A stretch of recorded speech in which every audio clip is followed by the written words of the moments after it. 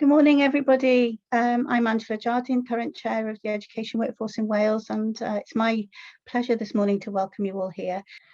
Rydyn yn ddiolchgar iawn i gyd o'n partneriaid sydd wedi dod ynghyd yma heddiw am y ddigwyddiad pwysig hon.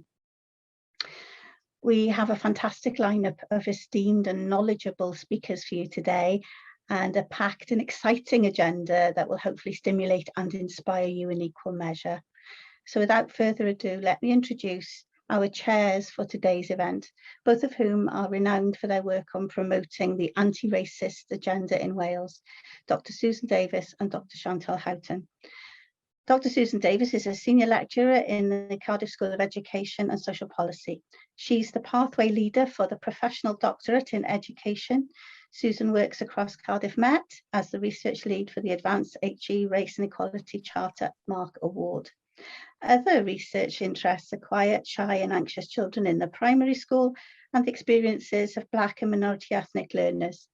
Susan is Senior Fellow of the Higher Education Academy and Chair of BayMed Wales. She also sits on the Management Board of Black History Wales. You're very welcome, Dr. Susan Davies. And can I also introduce Chantal Houghton? She is a Teaching Fellow, Senior Lecturer in Cardiff School of Education and Social Policy. And Chantal is established and she coordinates the Outdoor Learning Centre at Cardiff and was part of the ministerial working group with Professor Charlotte Williams. Chantal is Project Director for DARPL, Chair of Black History Wales Management Committee, Vice Chair of BayMed Wales Network, Deputy Chair of Race Equality Charter Task Group and Cardiff Met and Vice Chair of Early Years Network. We have, as we say, some very esteemed and knowledgeable individuals with us today, and I know this is going to be an exceptional event, which is of great importance to us currently in Wales as we look to making education as inclusive and as diverse as possible.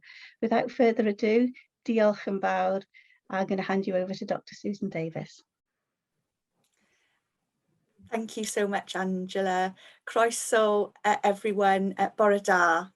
My name is Susan Davies, and I'm, as Angela just said, I'm a senior lecturer at Cardiff Met, and I'm the chair of BayMed Network Wales. We're so happy and excited to see you all here this morning. I'll hand over to my colleague Chantal. Good morning, everyone. Thank you so much, diolch yn fawr, for being with us today. I can't tell you how excited Sue and I are to be here with our esteemed and phenomenal colleagues and dear friends. It's amazing. This started off as a seed of an idea on a Thursday evening, and our BayMed Network colleagues and Dorina was visiting from EWC. We had a discussion, and I would like to thank EWC and Welsh Government for their support in getting us here today and gathering this opportunity with us. You know, we have a Welsh mountain to climb, and I'd like to thank everyone, all 800 plus of you who are here with us today, for being with us, and we know that together we can succeed. I'd like to introduce our next speaker, Professor Charlotte Williams, OBE, is an honorary professor in the School of History, Philosophy and Social Sciences at Bangor University. She holds an honorary appointments at Glyndŵr University and the University of South Wales, and she works with us at Cardiff Metropolitan University in so many ways. Charlotte has researched and published extensively on issues on migration, race and ethnicity, and multiculturalism, with particular reference to professional practice. She co-edited the groundbreaking text, A Tolerant Nation, Revisiting Ethnic Diversity in Wales. Charlotte has led several public appointments and was awarded the OBE in the Queen's New Year's Honours List for 2020.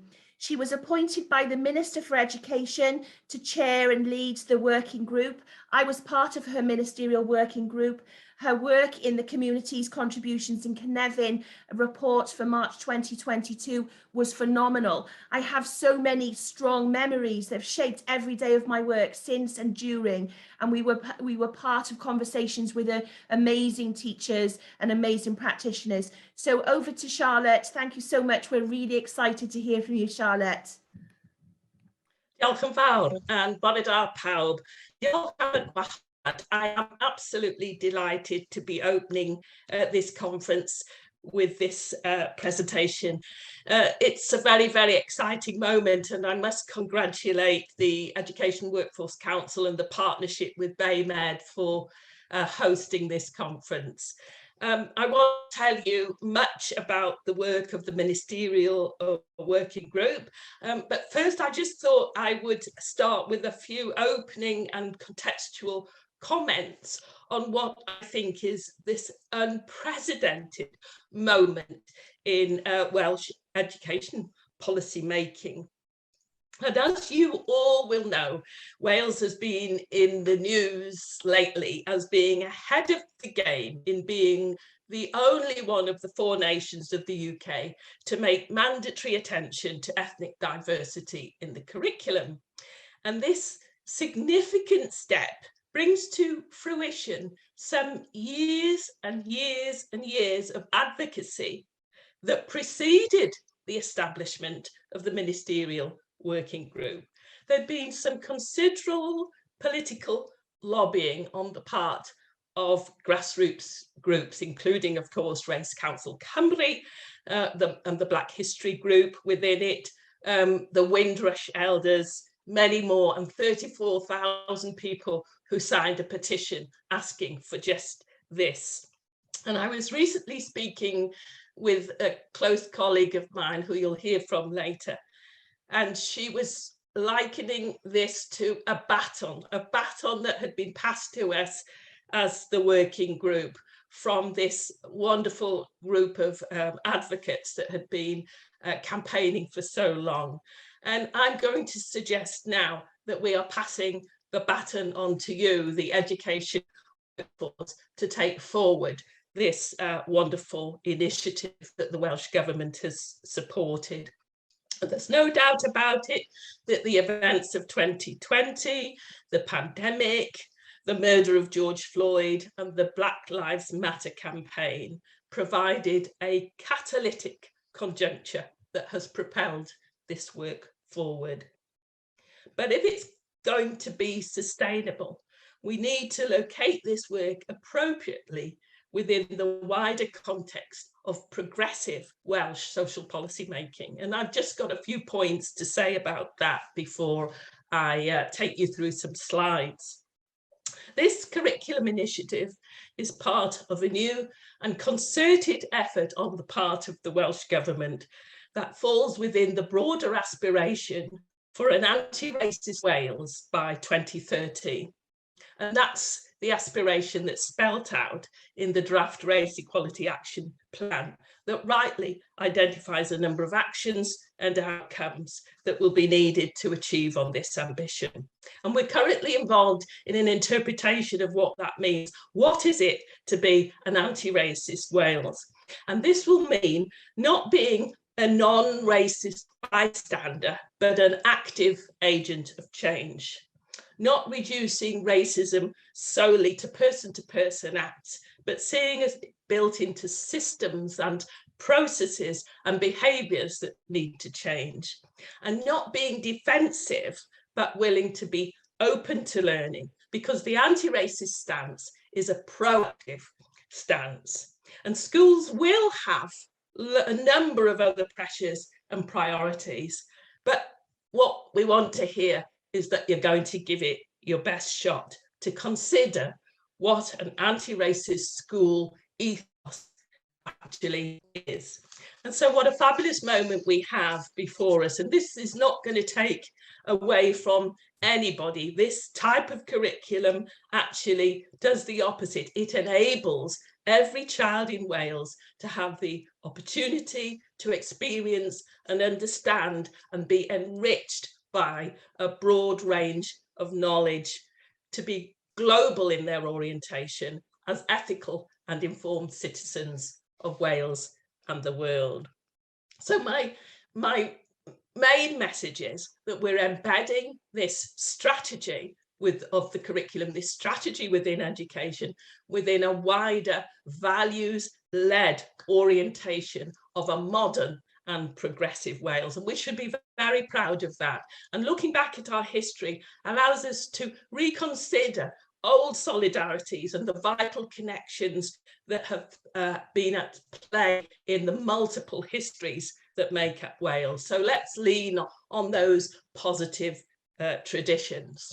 So I'm going to tell you a little bit about the working group. Slide Nessa, please, Lloyd.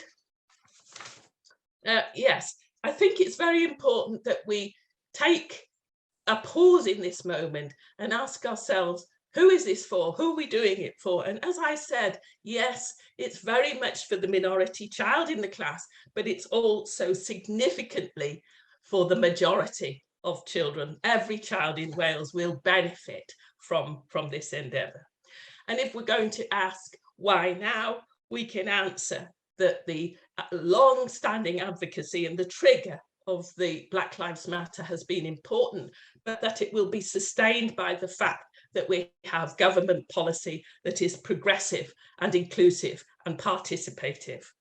And if we lose responsibility, my answer to that is that it's a collective endeavour. It will rely on us all to take forward some of these principles.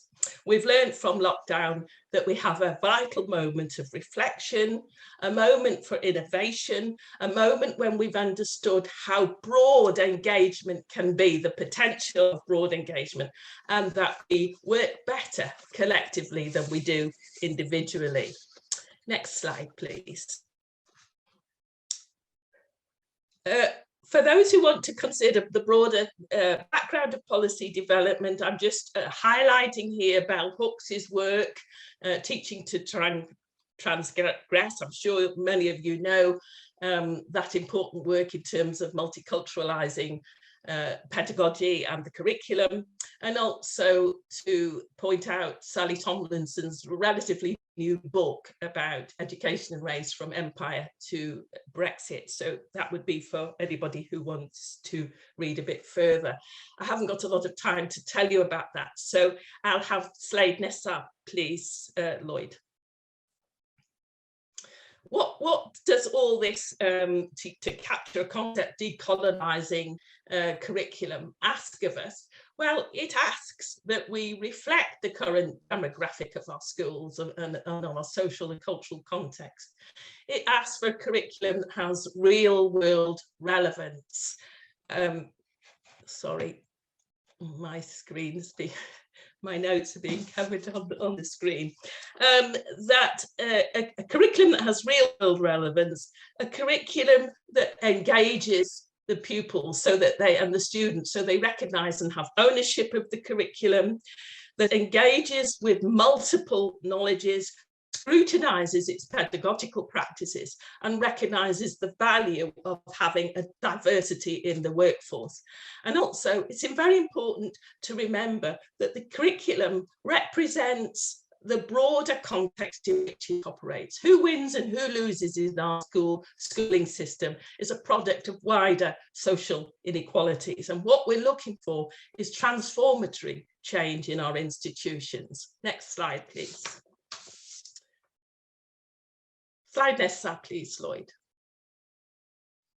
So we set up this ministerial working group, and as I say, the baton is with you because schools design their own curriculums and their assessment arrangements.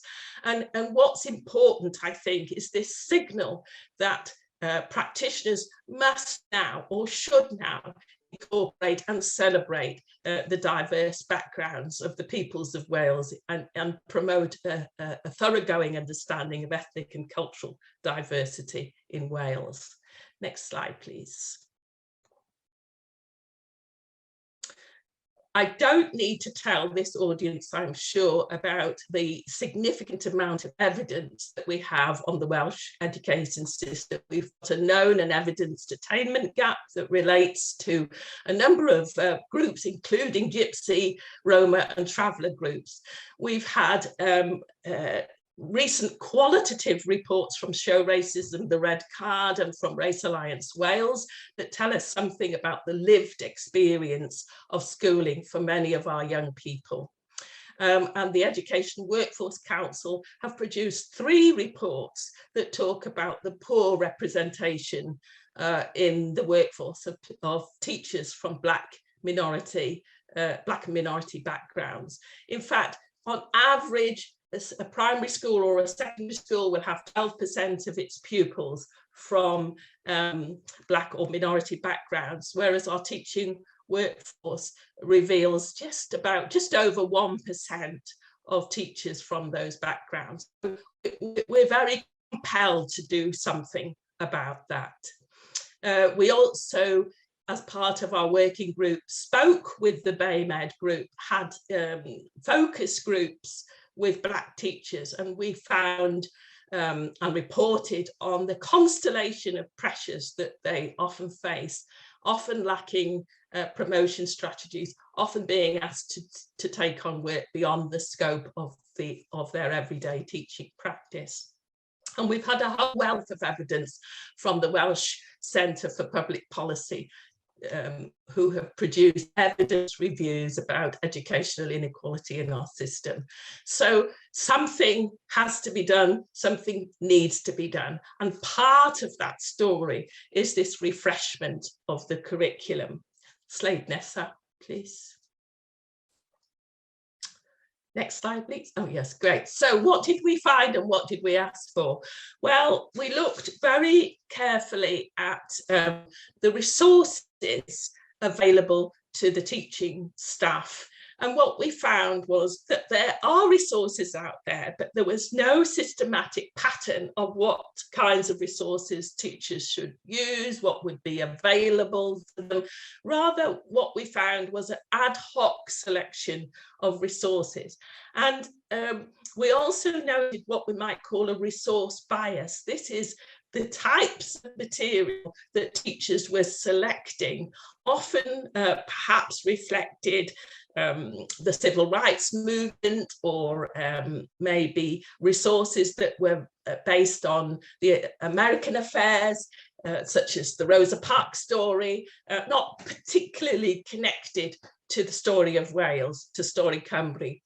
Or there may be a focus on slavery, and looking at patterns of slavery, which are very, very important for students to understand, but in the absence of other contributions and experience, often perhaps have a negative impact on the minority child, if that's the only story that they hear about their past.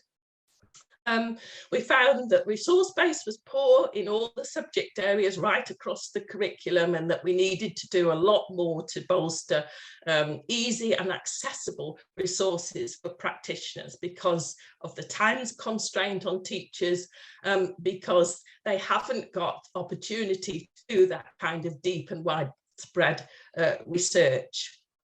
And then we found that teachers and other stakeholders were asking us for guidance, for training and for exemplars. So enthusiasm amongst this group for change is very high, but often competence is low. People felt fearful of tackling some of these issues in the classroom, or didn't feel very well equipped. A whole plethora of evidence told us about a lack of ethnic diversity in the school workforce, the need for high quality and ongoing professional learning was significantly flagged. And all this, we understood, must happen within the context of a whole school approach and the need for greater engagement with the community in which the school is based. So that's just a little synopsis of some of the things that we found. And of course, the big call that we made was for the development of appropriate resources for good quality, high quality professional learning, and for schools to be encouraged and engaged in building greater engagement with their communities and thinking about the whole school approach to their policies and practices. Next slide, please. I haven't got a lot of time to talk about some of the challenging issues that we noted as a group, but I will say that when you talk about Black, Asian and minority ethnic, you're talking about a broad range of peoples and a broad range of knowledges, and we have to begin to untangle how we build curriculum that engages with, you know, quite a multiple base of knowledge. And here you will have guidance from your disciplines, from your whether you're teaching history or whether you're teaching music or maths. There will be now increasing guidance and opening up the disciplinary parameters of your subject area. Another challenging issue that we have to think about is this word mandatory. It is very, very important that the word mandatory is signalled here, but actually the curriculum allows you to, in a very permissive way, build the content of learning in partnership, in co-production with pupils and other stakeholders. And so we have to think about how much, when, where, what are the progressive pathways through schooling and beyond that will be important in terms of marking out Black, Asian and minority ethnic histories and contributions. We were concerned also about the salience of these issues if in some parts of Wales the focus on Cynefin doesn't necessarily immediately trigger attention to diversity, ethnic diversity. And I suppose the answer to that is what I said at the top of the presentation, that this kind of expansion of knowledge will be important to every child in Wales, right across Wales, and to every school in Wales. And we're thinking very hard now about how we can sustain this effort, how we can resource this effort into the future.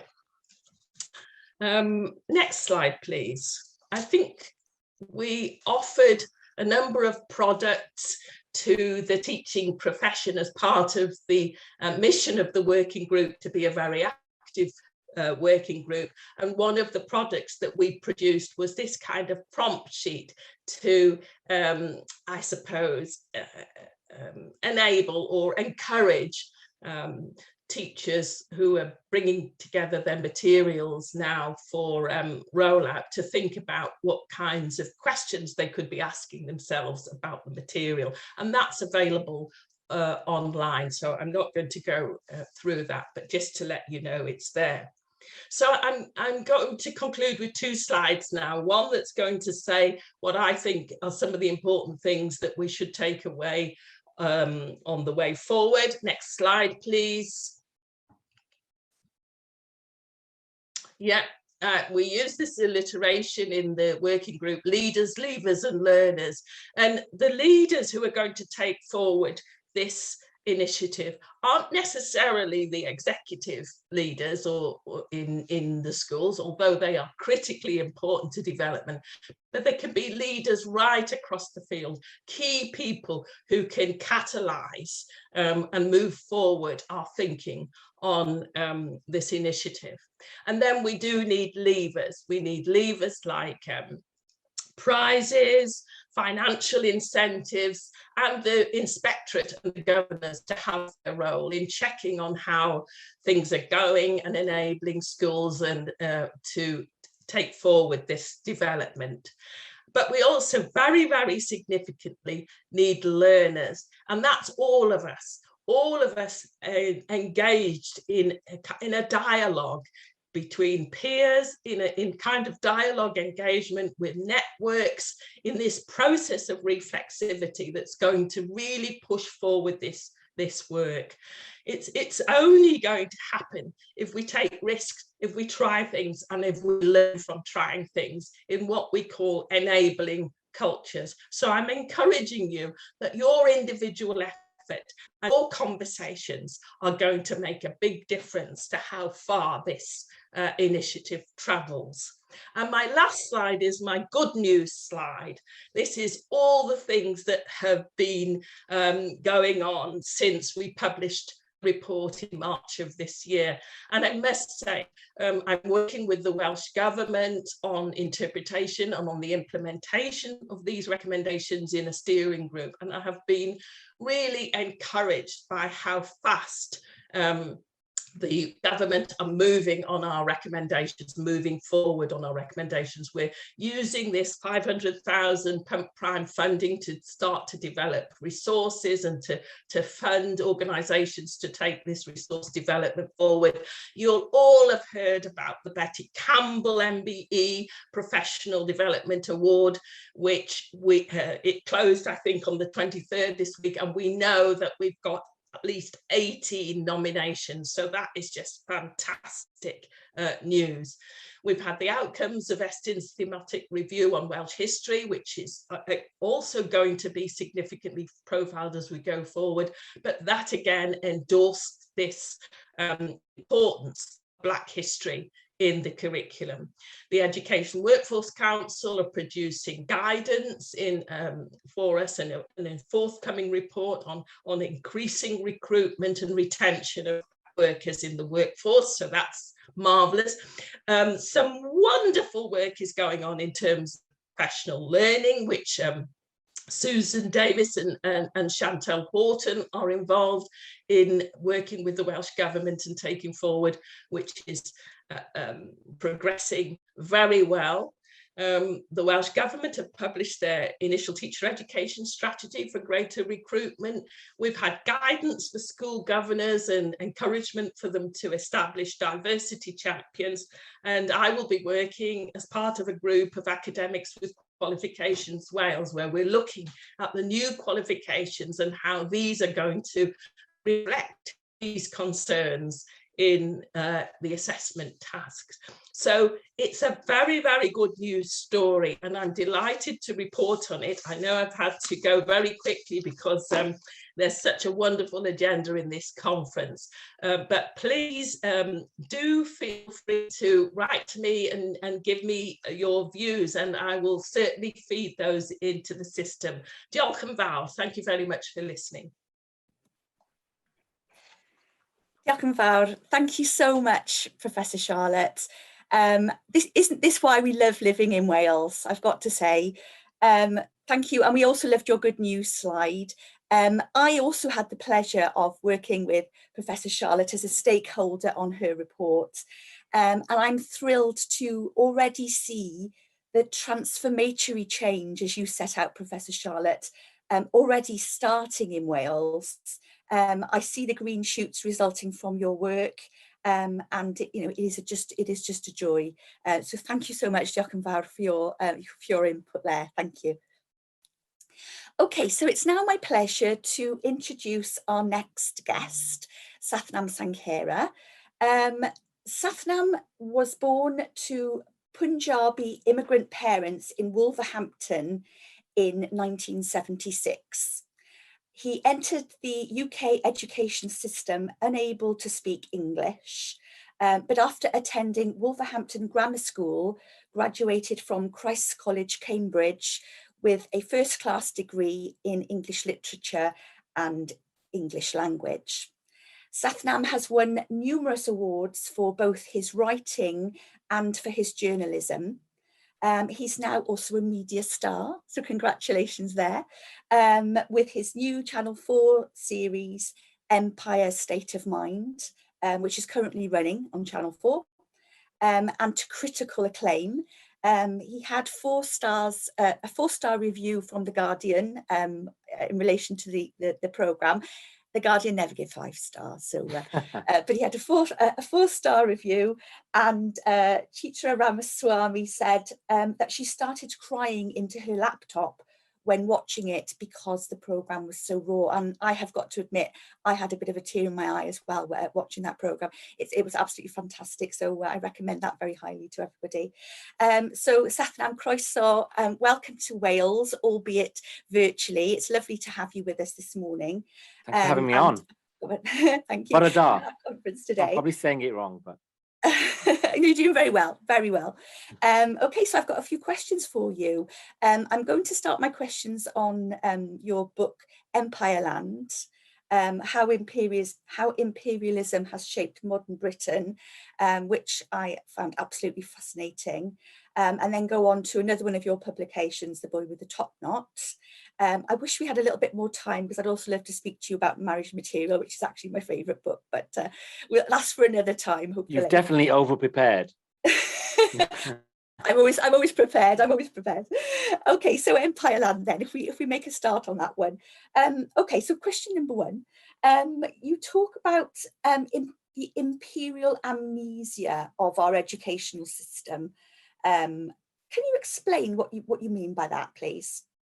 Well, I guess, I was in my final term of university before I read a single Brown author. I left school. I suppose he had an excellent education, but I left school knowing nothing about empire.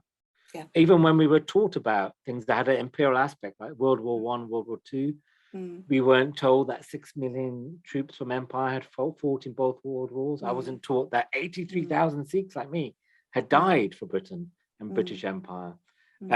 When we studied the Tudors, like we all do in Britain, I wasn't taught that there were black people in Henry VIII's court, that Queen Elizabeth I was complaining about there being too many black people in the 1600s.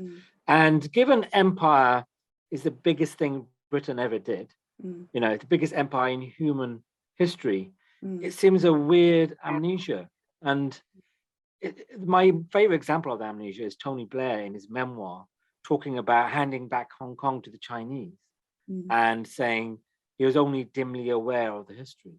And you can bet that every Hong Kong Chinese person is more than aware of the history of the Opium Wars. But it seems to be something weird about us as a nation that we don't want to think about this profound part of our history. Yeah, it is really interesting. I mean, for my own family, my grandfather came over from Lagos in the 1900s, and on his identity card, because after the 1919 race riots he was living in Newport at the time. Luckily, he was a merchant seaman, so he was away at sea, but he's listed as a British Nigerian, and I think a lot of people don't understand that kind of context. So perhaps could you explain a little bit more about that? That's a very important point I make in the book, in that, the people on the Windrush, they came as British citizens. They didn't come here, just to take advantage of British hospitality. The 1948 Nationality Act made citizens of empire citizens of Britain.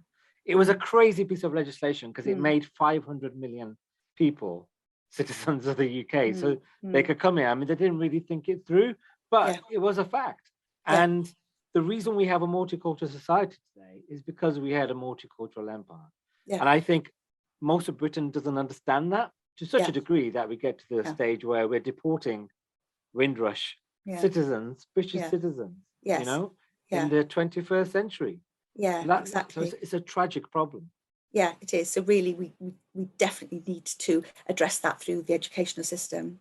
Yeah, and I think Wales is ahead of everyone else. I mean, I think it's about, as I've been listening to the discussion so far, and I understand you're about to make the study of colonialism and slavery compulsory or mandatory in Welsh education, and you're ahead. I suspect Scotland would follow, but I'm afraid to say in England, we've still, this national government are engaged in a culture war over empire. Rather than seeing it as a history that unites us, it's using it as a way of dividing people, which is very depressing. But I do think Wales is showing the way, and I feel like progress is inevitable because young people really care about this stuff. Yeah, definitely. I think from reading your book, I see the kind of parallels between people in government and going to schools like Eton, some of the top public schools who are basically run on colonial lines from my understanding. Would you say that? I explain in my book, our public schools are very much a legacy of empire in that some of them were created, a lot of them were shaped to create the officers for empire. And they had a massive influence over the national education system as well. I mean, even today, the public school system is seen as a model for education across the planet.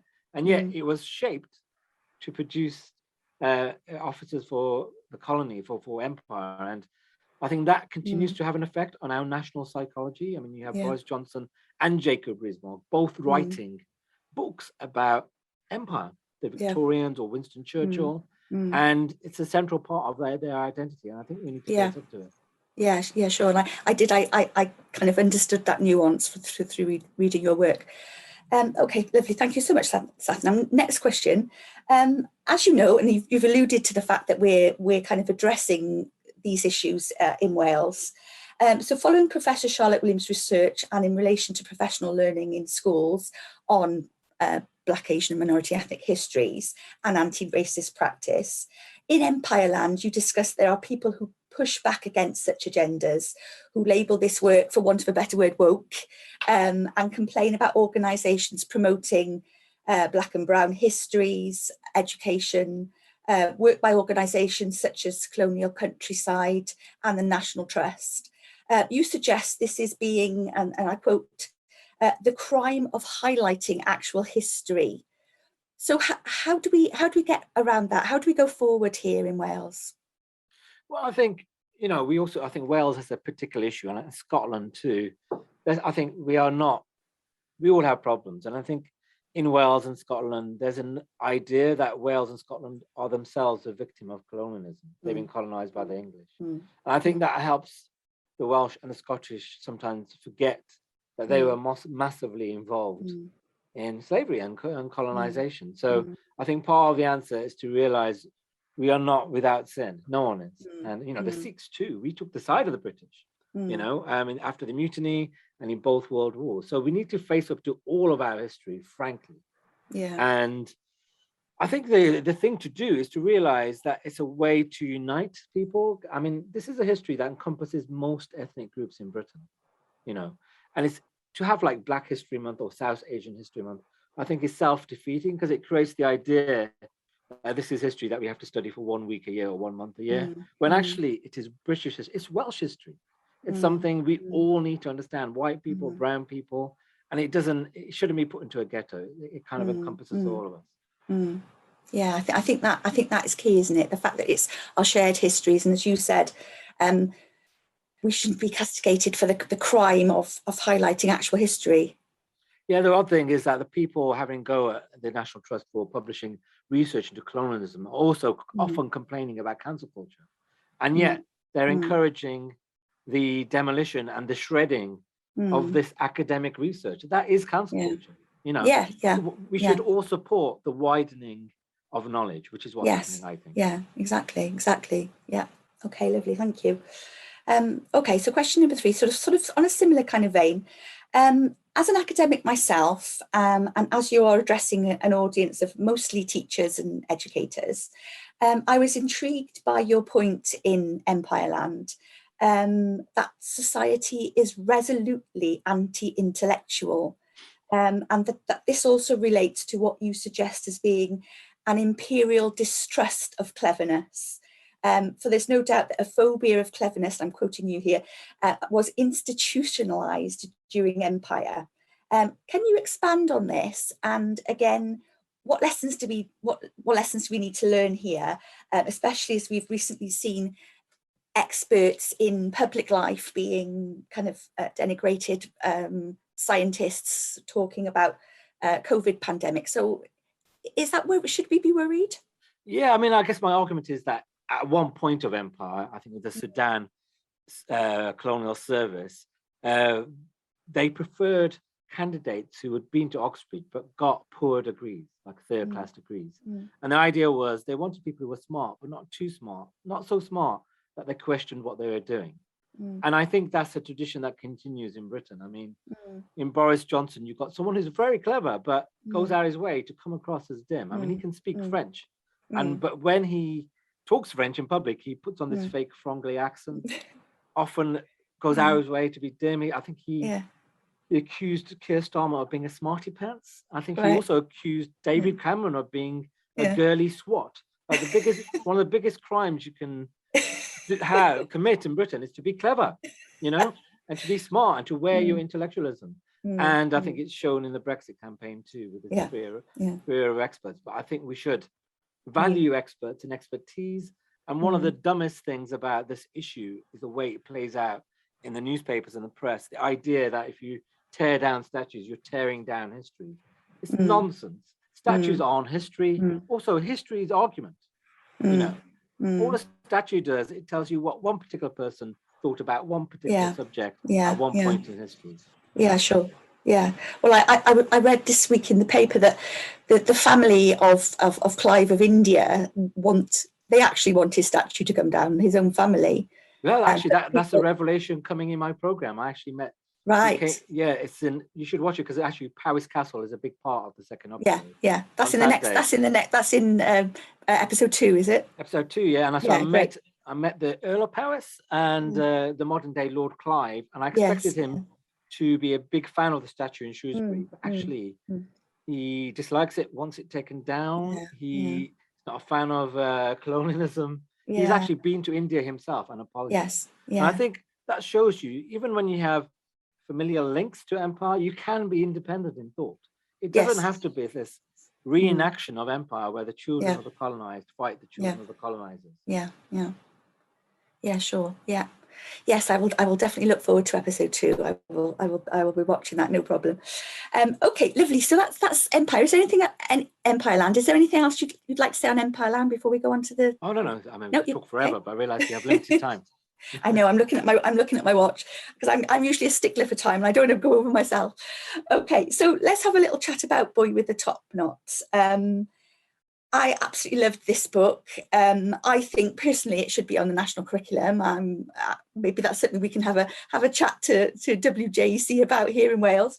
I loved reading it. It was such an interesting book, and it gave me such an insight into your life, into the life of Sikh families, into the life of people that have came to this country as immigrants, for want of a better word. It was just fascinating. It was so rich and so detailed, and I absolutely lived it. It was a book that I just was engrossed in. You're welcome. I'm a bit of a fan, as you know. It gave me such an insight into everyday life in a Sikh family in Wolverhampton. It's funny. There are funny parts, but also tragicomic because you cover some very, very dark topics. It touches on racism, the racism you experienced, that your family and wider family experienced, and also mental health issues as well, specifically schizophrenia. Authors such as yourself are now being more open about the effects of things like racial trauma. I mean, obviously, I appreciate schizophrenia. It's not evidence of racial trauma, but the effects of racial trauma on Black and brown people. Do you think we need to explore this in educational context, this idea of racial trauma, and look at its effects? Yeah, that's a very smart question there, Susan, because it's not a link I make in my first book.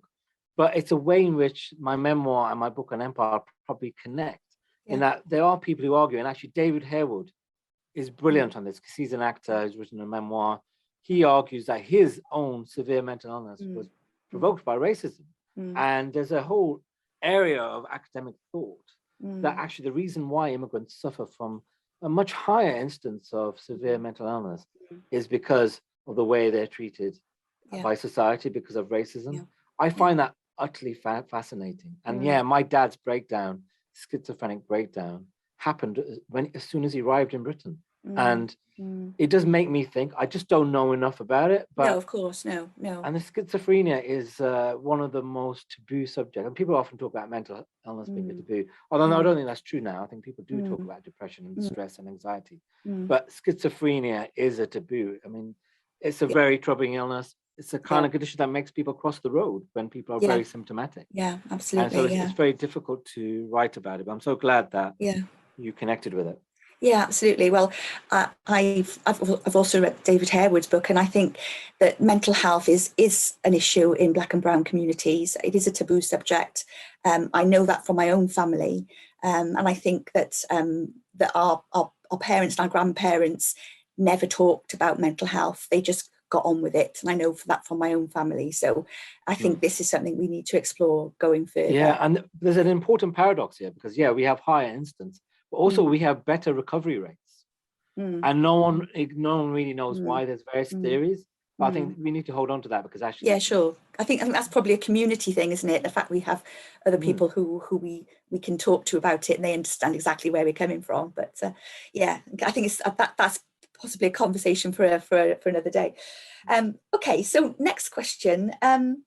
This is an interesting one, and this is just me obviously thinking about you as an author journalist and your Sikh life. I felt in the book, and I also felt this in marriage material. I know we're not talking about that today, but there's a tension between what you call your kind of London life, you know, kind of very metropolitan, middle class sort of, you know, academic journalist, which you kept secret from your family, and your Wolverhampton Sikh life. Do you still feel that tension? And is that something that educators need to understand, the kind of background and cultural nuances of their Black and brown students, that they operate on different levels as well? Yeah, I think there is that distinctive thing about immigrant communities and their children, but also I think it's a universal thing. I think the gap between London and New York is smaller than the gap between London and Wolverhampton, or say Wrexham or Newport, you know?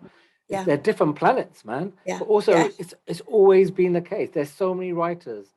George, I forgot her name. You know, Arnold Bennett, George Eliot, sorry. Those were all provincial writers, and D.H. Lawrence, who went to London, you know, but then ended up writing a lot about where they came from, which is what I'm doing. Yeah. And it's two different nations. I mean, this government is trying to level up. I think it's the work of multiple generations, because there's such a difference between, I think there's a huge difference between probably London and Cardiff as well. Yeah, definitely. So again, it's when you're teaching young Black and brown people, you need to be aware of cultural nuances then, don't you? The cultural differences and the different levels. So yeah, definitely. Absolutely. I think children of immigrants are often operating on 3 or 4 more levels than the average person, because they have so many social codes they navigate, and often you do it without even thinking about it, but it's probably having a psychological impact on them. Yeah, definitely. I don't think I've got enough time for the next question, but I will just very, very quickly ask it. I love the way over the course of the book you slowly revealed more aspects relating to your life, your culture, and the relationship you had with your parents and your siblings. And I know you're very close to your nieces as well. Your mother played a really pivotal role in your journey, and it came across that you respected her, but that you were in awe of her, but also that she was a formidable character, but a very stable presence in your life. Do you think your mother made you a better author, and that relationship? Oh, absolutely. I mean, I think she's the most impressive person I've ever met, and I've met a lot of people through my work. I feel like it's like having Nelson Mandela as your mother.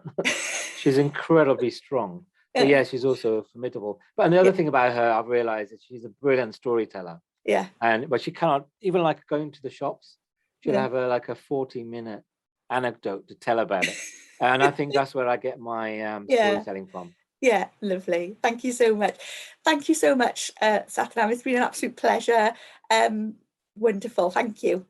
Thank you. And I'm on a panel discussion later, so I haven't disappeared. Yeah, great. Yeah, we've got some. Yes, Satnam's in the Q&A later. If anybody's got any questions for him. Yeah, thank you. Thank you for reminding me. That's Thanks brilliant. a lot, Susan. Thanks so much. Thank you.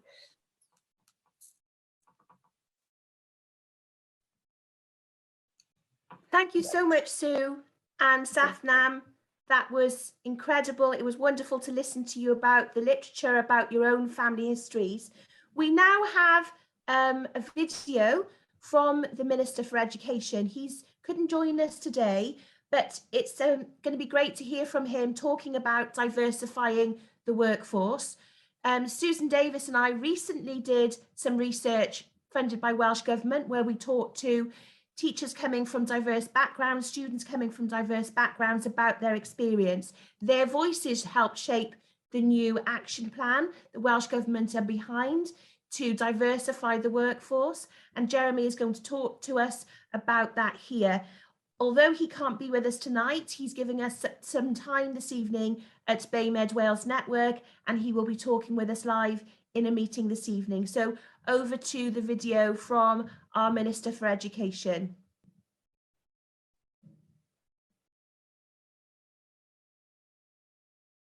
Bore da bawb, rwy'n falch iawn o'r cyfle I siarad gyda chi I gyd heddi. Fel gweinidog, mae mynd i'r afel a hiliaeth, yn enwedig ym maes addysg, yn flaenoriaeth allweddol I fi. Dyna pam rwy'n falch o weld y digwyddiad hwn yn cael ei gynnal a hoffwn I ddiolch I Gyngor y Gweithlu Addysg a Beim Ed Wales am drefnu. Mae hwn yn gyfle gwych I addysgwyr o bob cwr o Gymru I glywed am y camau gallwn ni cymryd I hyrwyddo tegwch hiliol a rhoi arferion cynhwysol a gwrthhiliol ar waith yn ei lleoliadau.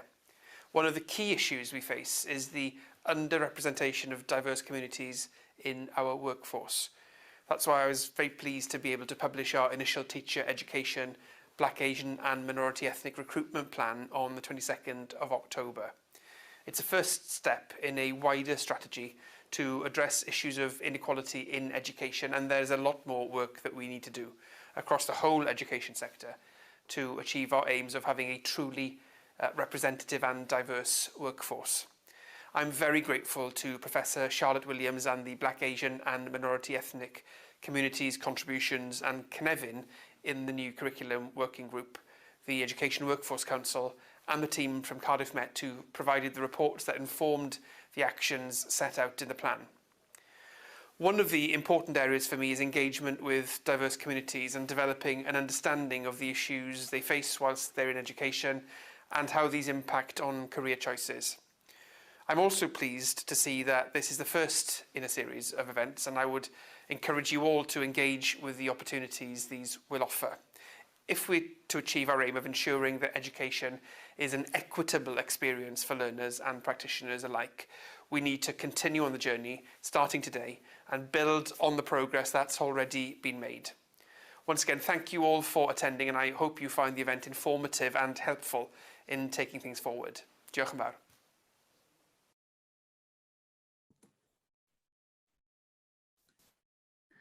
Thank you so much to the Minister there for his contribution today, the Minister Jeremy Miles. Our next speaker is Mr. Hayden Llewellyn, who is the Chief Executive of EWC, and also Bethan Stacey, who is the Director of Policy Accreditation and Professional Development at EWC, and they're going to be talking about diversifying the education workforce. So thank you both, Diolch yn fawr. Thanks very much, Sue, and good morning to everybody. Bore da pawb. You'd be pleased to know this is a short session from the EWC. We just want to spend a few minutes just talking to you about our work and responsibilities as a workforce council and professional body, and make an invitation to you all, really, that if you want to work with us or there's anything that you hear today that's good food for thought, please get in touch. I'm joined by my colleague for the short session today. So Beth, do you want to introduce yourself, please? Bore da bawb, Bethan Stacey dwi a dwi'n cyfarwyddwr datblygiad proffesiynol a chredu a pholisi yng Nghyngor y Gweithlu Addysg. Diolch. Brilliant, thanks Beth. Lloyd, next slide, please. So I'm just going to begin by telling you a little about the EWC and give you a little bit of a flavour of our commitments in terms of equality. Then I'm going to hand over to Beth just to put a little bit of meat on the bones and tell you about some of the things that we're doing. And say we'd be interested in collaborating with people on as well. So most people will know that the EWC was set up in April 2015. We've got a previous, we were known as the General Teaching Council for Wales for many years before that. We're set up in legislation, the Education Wales Act, and the Act actually sets out that the EWC should do three things. Firstly, to contribute to improving standards of teaching and the quality of learning in Wales. Secondly, to maintain and improve standards of conduct amongst teachers and others. But importantly, we perform that role on behalf of the public, on behalf of learners, on behalf of parents, because the expectation is that the EWC is there to maintain trust and confidence in the education workforce in Wales. Lloyd, next slide, please. So the legislation puts a little bit of meat on the bones in terms of the EWC, but essentially our responsibilities in legislation break down to four things. Firstly, we're a regulator. Anybody working in the workforce in education in Wales must be registered with the EWC, adhere to our code of conduct and practice. We have fitness to practice responsibilities if somebody gets into difficulties, and we accredit teacher training programs. We have a policy and advisory role. We advise government and others and various stakeholders on various things in and around education. Thirdly, we have a statutory responsibility to promote careers in the education workforce. And finally, we lead on behalf of the government quite a range of initiatives in and around education across the different groups that work in education. So our responsibility is quite varied. Could we go back to the previous slide, Lloyd, please? So the EWC is similar to a number of bodies and other professions. You think of doctors, they have the General Medical Council, lawyers have the Law Society, dentists, the General Dental Council, social workers have Social Care Wales. And we all think the same and have the same mantra. Namely, that's we want the best possible people to join our professions in sufficient numbers.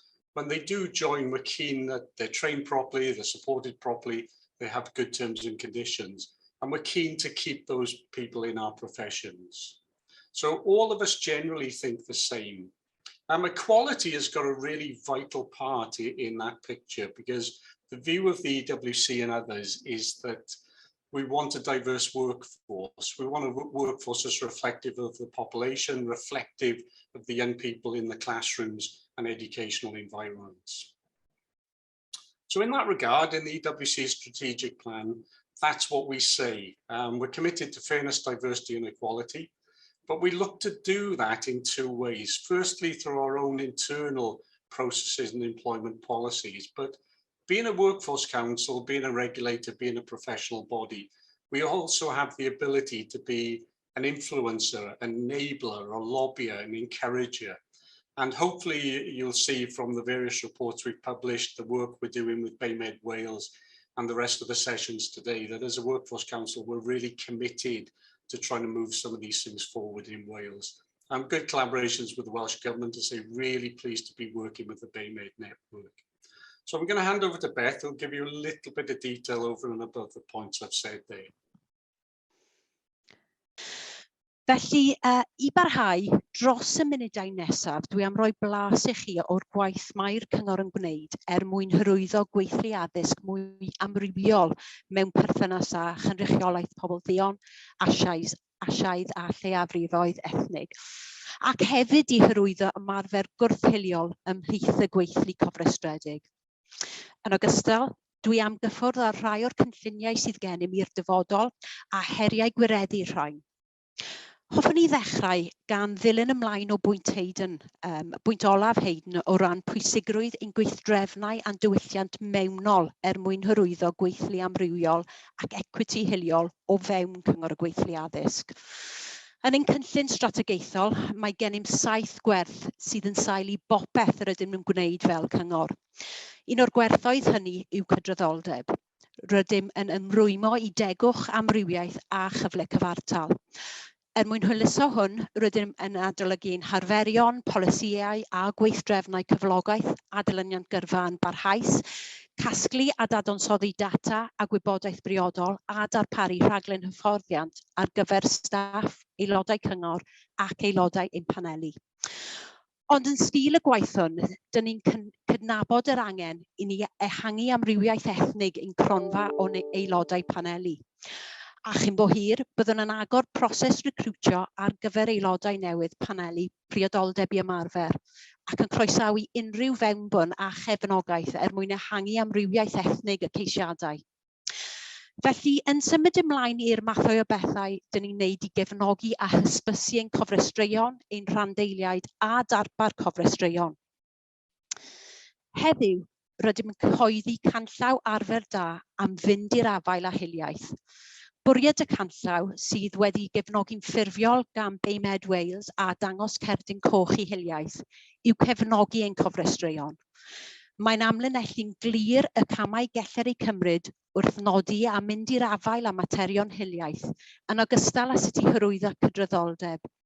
Hyn oll yn unol â'r cyfrifoldebau a nodir yng nghod ymddygiad ac ymarfer proffesiynol CGA. Cewch ddolen i'r canllaw yn y chat ac rwy'n eich annog i'w ddarllen a'i rannu yn ehangach yn ei llefydd gwaith.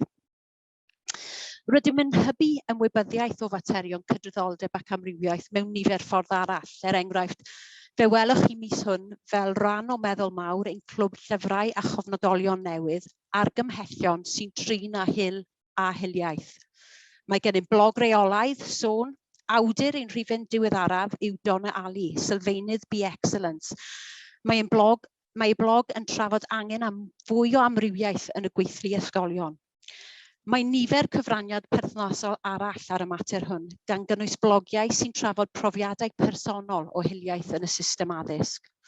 Eto, byddwn yn eich annog i'w darllen, ond hefyd ystyried cyfrannu. Os oes gennych neges neu wybodaeth i godi ymwybyddiaeth ar y mater hwn, hoffwn glywed gennych. Cadwch llygaid mas hefyd am fwy o ddigwyddiadau yn adeiladu ar ddigwyddiad heddiw. Byddwch yn clywed mwy am rhain yn hwyrach. Gan gyfeirio yn nesaf at ein cylchgwaith stadudol i hyrwyddo gyrfaoedd yn y gweithlu addysg, ym mis Mehefin eleni, lansiwyd gwefan a gwasanaeth gwybodaeth ac eiriolaeth newydd, Addysgwyr Cymru. Wedi gyllido gan Lywodraeth Cymru, pwrpas Addysgwyr Cymru yw hybu recriwtio a chadw ymarferwyr i'r gweithlu addysg. Un o nodweddion penodol y gwaith hwn yw cynyddu cynrychiolaeth lleiafrifoedd ethnig yn y gweithlu.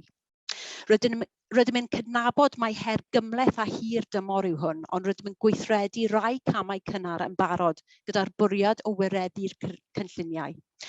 Felly, rydym eisoes wedi gwneud gwaith sylweddol i sicrhau bod cynnwys gwefan Addysgwyr Cymru yn cynrychioli cymunedau lleiafrifoedd ethnig. Serch hynny, rydym yn gwybod bod llawer mwy o waith i'w wneud. Rydym wedi dechrau gweithio gyda amryw partneriaid i ddatblygu neu gefnogi ymgyrchoedd wedi targedu at recriwtio lleiafrifoedd ethnig, gan gynnwys ymgyrch digidol Llywodraeth Cymru, Addysgu Cymru. Mae'r dystiolaeth yn glir ynghylch pwysigrwydd modelau rôl ac rydym am ehangu ein cronfa o bencampwyr neu lusgenhadon lleiafrifoedd ethnig Addysgwyr Cymru. Mae'r dystiolaeth hefyd yn glir ynghylch pwysigrwydd ymgysylltu, adeiladu perthnasau a chydweithio â chymunedau lleiafrifoedd ethnig mwyn i gefnogi'r gwaith hwn. Ni allwn wneud hyn oll heb gefnogaeth cofrestruion, rhandeiliaid a chymunedau. Felly unwaith eto, os oes gennych ddiddordeb cefnogi a chydweithio ar y gwaith hwn, cysylltwch â ni. Yn gyflym iawn, dwi am sôn am safle unigryw cyngor i hysbysu polisi drwy'r gofrestr a'r ddata mae'n cynnig am gyfansoddiad y gweithlu addysg, a hefyd y data a gasglwyd fel cynlyniad i arolwg cenedlaethol gweithlu addysg eleni. Roddwyd y ffynonellau tystiolaeth yma sylfaen cadarn i'r cyngor cwblhau gwaith ar ran Lywodraeth Cymru o ran cynrychiolaeth pobl ddion, asiaidd a ethnig lleiafrifol yn y gweithlu ysgolion yng Nghymru, gan gyflwyno adroddiad i Lywodraeth Cymru ym mis Gorffennaf, oedd yn cynnwys 11 argymhelliad mwyn hyrwyddo gweithlu addysg fwy amrywiol yng Nghymru. Ond yn holl bwysig a gwerthfawr i'r gwaith hwn oedd yr ymgysylltu trafod ar gefnogaeth gan grwpiau cynrychiadol, cymunedau ac unigolion lleiafrifoedd ethnig. A gwaith tebyg sydd wedi rhoi sail gwybodaeth i'r holl waith rwy wedi ymlinellu heddiw ac sy'n allweddol i liwio'r dyfodol. Hoffwn ddiolch i chi nawr ac o flaen llaw. Hayden, back to you. Thanks very much, Beth. And just to conclude everybody really quickly, in line with what I said at the start, if you're interested in working with the EWC, what we've covered today gives you a bit of food for thought. Please get in touch. We'd be pleased to hear from you. So thanks very much. And Sue and Chantel, back to you. Diolch yn fawr. Thank you so much, Hayden and Bethan, for that. Okay, so the next introduction I'm going to do is for our very own Professor Uzo Iwobi. She is the founder of Race Council Cymru. She's a patron of Black History Wales. She's a member of BayMed Network, etc., etc., etc. She's just an overall queen in Wales, and we're so happy to have her here this morning and to hear her always wise words. So I shall pass over now to Professor Uzo. Thank you so much. Diolch yn fawr, Dr. Susan Davis. What an important conference this is. How valuable to gather together the strong people of Wales to explore how we go about calling out racism when we see it, and where do you go for support if it happens to be in your presence. Well, I'm a Nigerian-born lady who's been living here for just under 30 years, and both my children were born here in Swansea. And the experiences that my family have gone through in terms of experiencing racism in the workplace. I've been an educator for these 30 years that I've been here, and having taught law in the Swansea Law School, throughout every area of my own educational journey or my own work journey as an educator myself, I have faced racism. But we're not here to talk just about me. We're here to talk about what we can do as a collective in schools to raise the profile of people who are going through all sorts of challenges. I think we have heard so many speakers before me talk about the need to call out racism and to embed, truly embed, this real ethos that we have going forward about growing a racism-free Wales. How can that happen unless we begin to move? Many of you will know that post George Floyd, we witnessed an unprecedented global outpouring of grief, of rage, of anger, of fury from all sides of the world. But here in Wales, we also witnessed a massive growth in activism from young people who are complaining that in their schools and in their neighborhoods, they're continually experiencing their lives blighted by racism. My children experienced such examples growing up here. I remember when my son was 7 years old, who was born here in Wales. He went to school with the same kids he grew up with across across his own work, his young life. He was lured into a toilet to play with water after break by 4 white kids. 1 held the door and 3 of them kicked him to an inch of his life. By the time we came to pick him up from that primary school in Swansea, he couldn't see through both of his eyes. And I remember my husband going to pick him up from school. The parents of the other children were standing there because they've been asked to stay back and discuss what had happened. And my husband's concern was to get him into a hospital to be assessed. The challenges for teachers is not to be we're not asking teachers to take on the responsibilities of the behaviors of racist children or children who are raised with racist ideologies. We're asking teachers to be part of the solution to address racism when it occurs in the classroom, because what that teacher said to us, we told them that the school does not tolerate racist language. We don't agree that they should have locked your son in the toilet. I've got so many kids in this class. If you don't like what we're doing, you can take him out of the school. That was the reaction of that teacher. Were those 4 boys, the one who held the door and the 3 that kicked him, were they suspended? No, they weren't. I'd hope that in Wales today, that such children will be excluded. I'm here to talk about solutions. If it is a racist incident and a crime, please call the police. Call the police and save a life. You might think, okay, my son is 26, he's today a solicitor.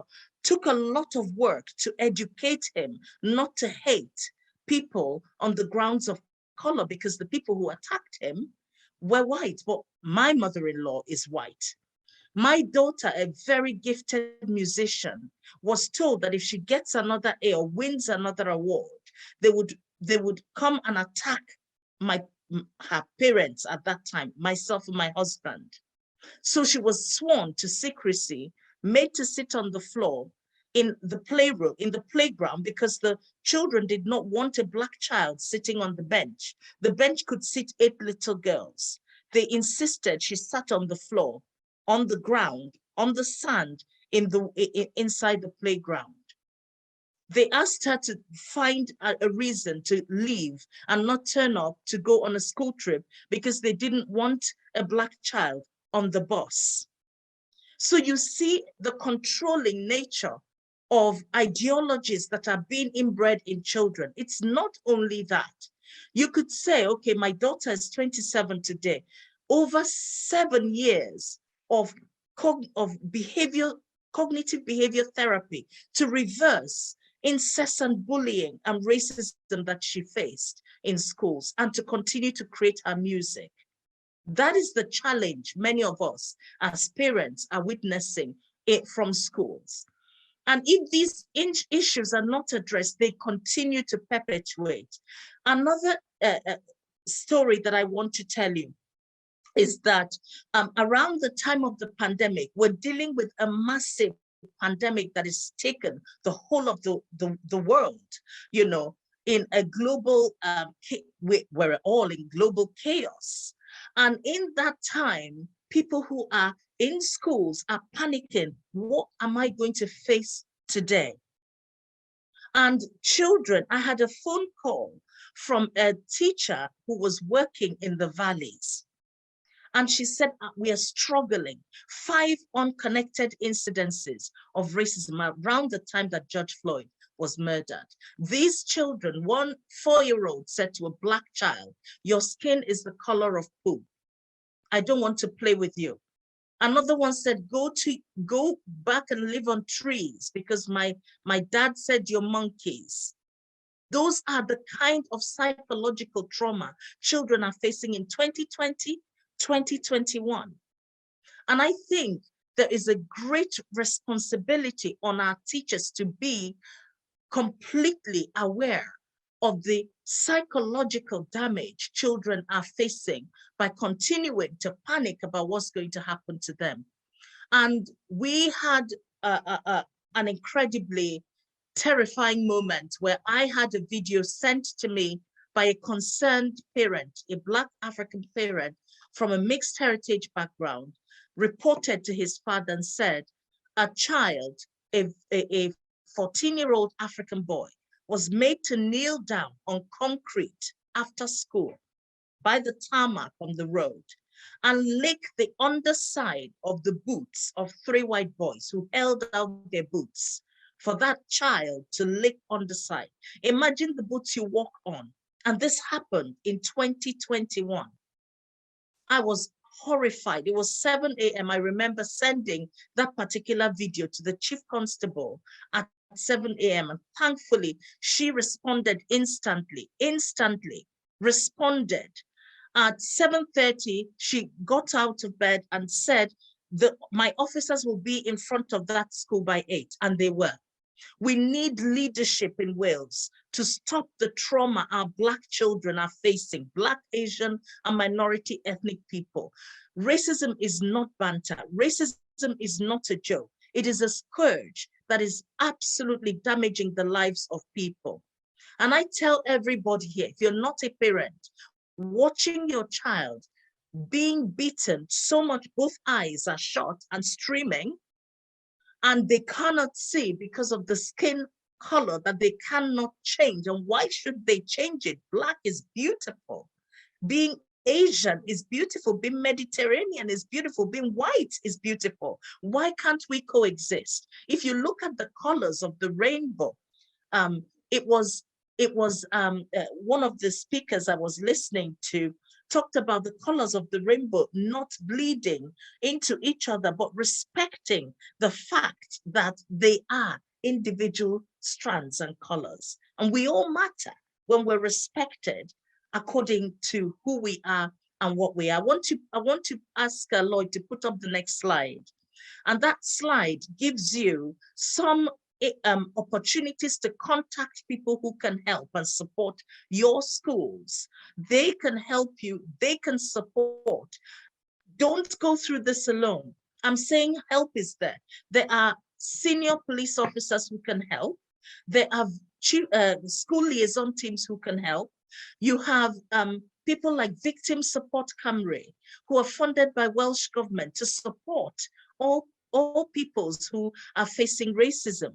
But also, I was one of those who founded the Black Lives Matter Wales Collective, which is a policy forum that is born out of the need to ensure that we embed anti-racism in our schools, in our local authorities, in our leadership forums.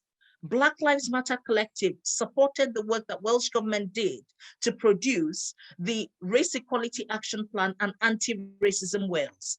And that policy group includes 42 people from all diverse ethnic backgrounds, white and black people, white allies stood up with black people at the death of George Floyd and said, it will not happen in our lives. Schools, we're here to help you.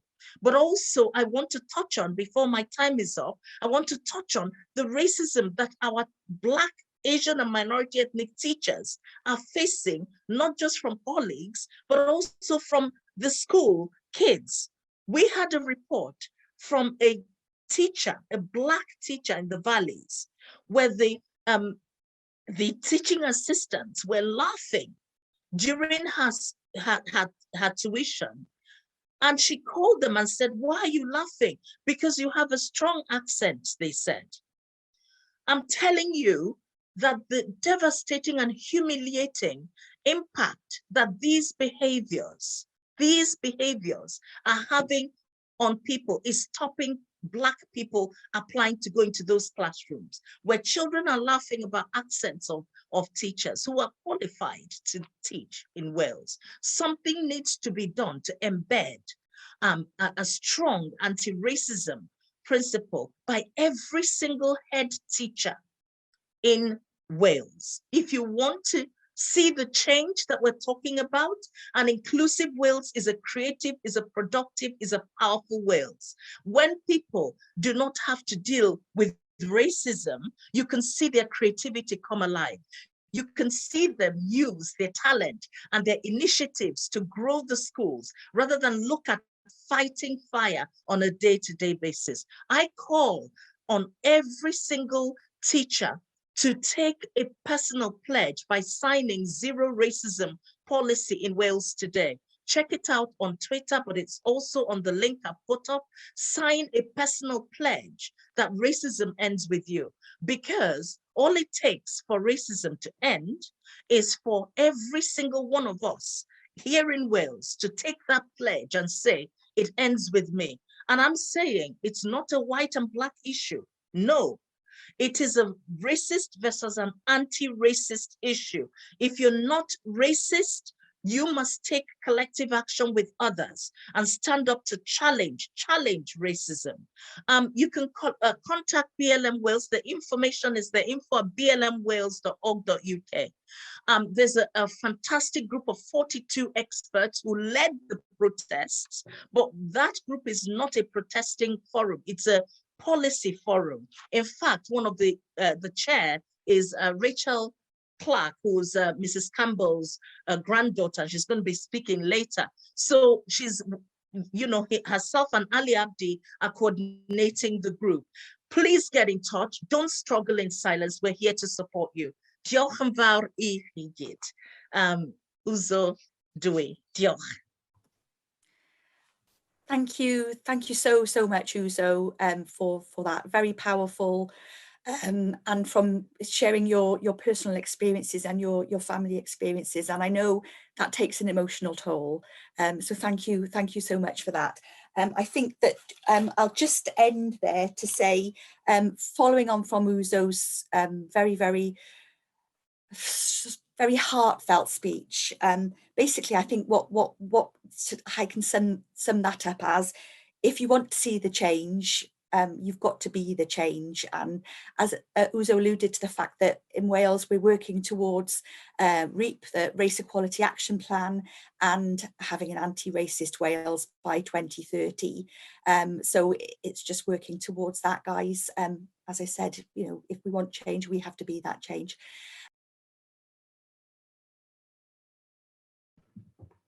Hello, everybody. I hope you've had a chance to take a breath, and we're ready for the next step. So we are really excited to present Mount Stewart Primary School. We have Helen Borley, head teacher, and Shubnam Aziz going to talk with us today. I was a Mount Stewart girl. I went to Mount Stewart Primary School.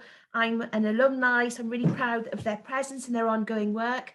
I was so delighted that I had the experience of working and learning with Mrs. Betty Campbell. So it'd be great to hear from Shubnam today about her work. I'm just going to tell you a little bit about Shubnam because she's doing so much, and Helen is a fantastic supportive leader. So Shubnam has actually been teaching for over 20 years, and 19 of those have actually been in Mount Stewart in Bute Town. So serving one of our oldest diverse communities here in Cardiff and across Europe. And she's been in the leadership role for about 12 years. Shubnam has been working with Welsh Government as a pioneer developing the maths and numeracy, aioli, and as a range of work that she'll be talking about today. So over to Helen and Shubnam. Thank you so much both for being with us.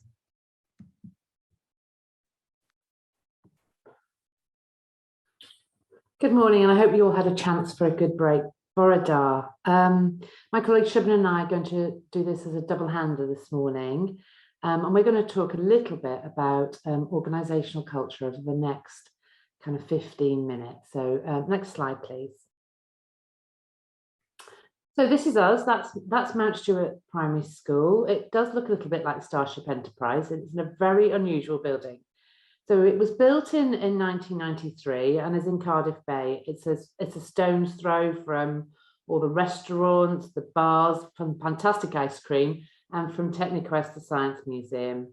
We're a two-form entry primary school with a flying start provision for 2 to 3-year-olds and an attached nursery. And I think most famously, really, Mount Stewart's first head teacher was Mrs. Campbell. So next slide, please. So you've had a little bit about where we are, kind of who we are, really. We are a diverse school. We are on the WIMD indices. We are very high levels of deprivation. Our pupils speak 27 different languages. 75% of our pupils speak a different language at home than at school. 95% of our pupils come from an ethnic minority, and we have 42 different ethnicities in our school. And as important as that background is, really, it's just as important to tell you that Mount Stewart is a wonderful, warm and exciting place to teach. It's supported and it's respected by the community we serve. Next slide, please. So I joined at Mount Stewart in January 2017, and as the classic thing that all new head teachers do, we spent time evaluating and crafting a new vision and new values. We of course included all stakeholders in this, and we already had one eye on the 4 purposes, the teaching and learning standards, and already at that point Shubnam was working as part of the pioneer work. The school really we had lost some of our uniqueness. And I think the pressures of kind of outside expectations had taken its toll. The school had become more generic. The curriculum was an off-the-shelf version. And really Mrs. Campbell's legacy couldn't really be seen at that point. It wasn't at the forefront of what we were doing. And apart from everything else, we needed to really reevaluate where we were as a school and what we believed in, really. And our vision is central to everything we do. It's the dot on the horizon that we're aiming for. And the bit really that is pertinent to what we're doing today is about developing excellence with our children and making them feel that they belong. That idea of Cynefin is really important to us. And this last part here of our vision here about you'll understand your heritage and be proud of who you are as part of our community. And that for us, we are passionate about And really, that's the heart of who we are as a community. So I'm going to hand over to my colleague Shubnam now for the next slide.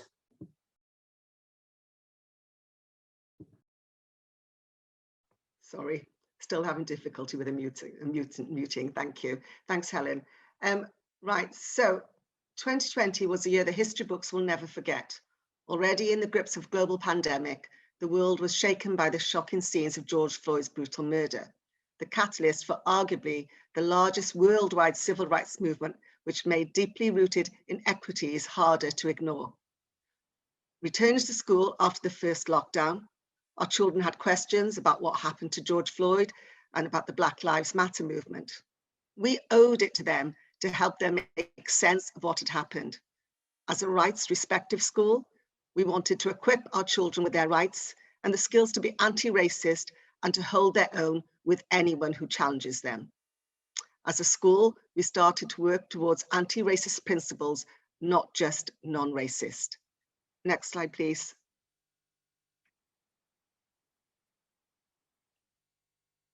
So this is back to me. So for us, we wanted a whole school approach. Talking about race, we knew would cause intense emotional reactions, defensive-ness, dismissiveness, anger, resentment, and often tears. It goes to the core of who we all are as people, but we have a whole school approach stemming from our vision. And this is really our journey so far. We're learning as we go. We're learning from our colleagues. We're learning from their lived experiences.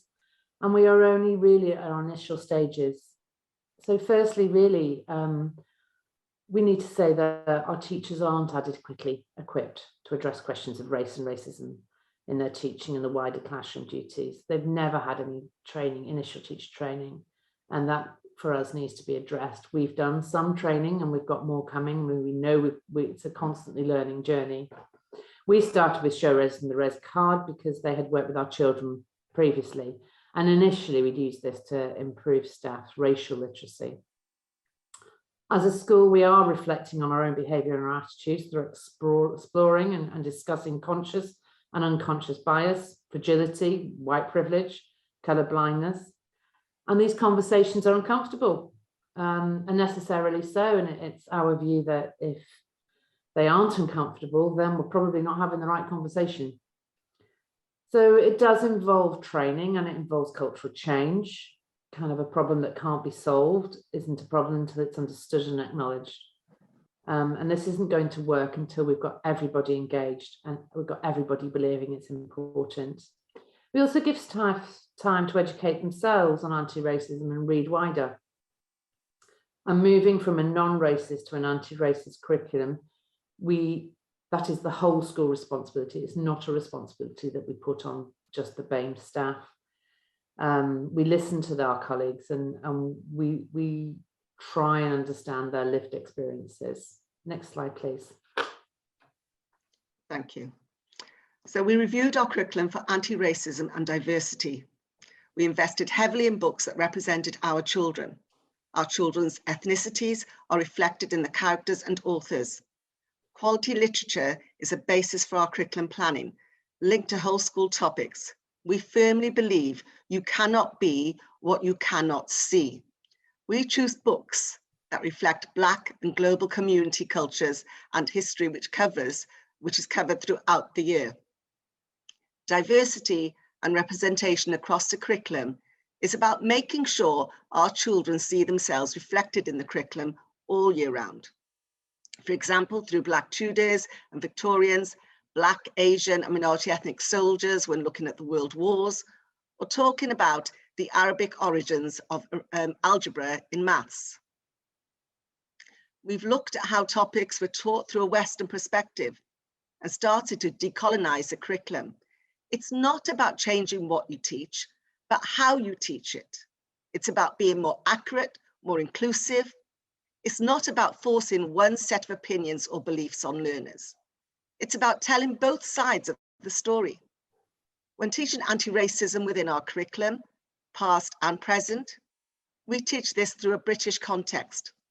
Although it's still important to teach about the civil rights movement, we make sure we include struggles in Britain for equal rights too, such as the Bristol bus boycotts, the Windrush generation, the origins of the Notting Hill and Butetown Carnival, and the fights for justice for Stephen Lawrence's murder.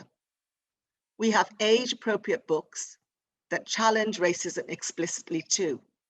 We are proactive in making sure the books at our school accurately reflect our school community and modern Wales. Our books, resources, displays, celebrations reflect the society we live in, and our pupils feel respected and valued and represented. We are committed to equality and diversity being central to our whole curriculum, not just an add-on.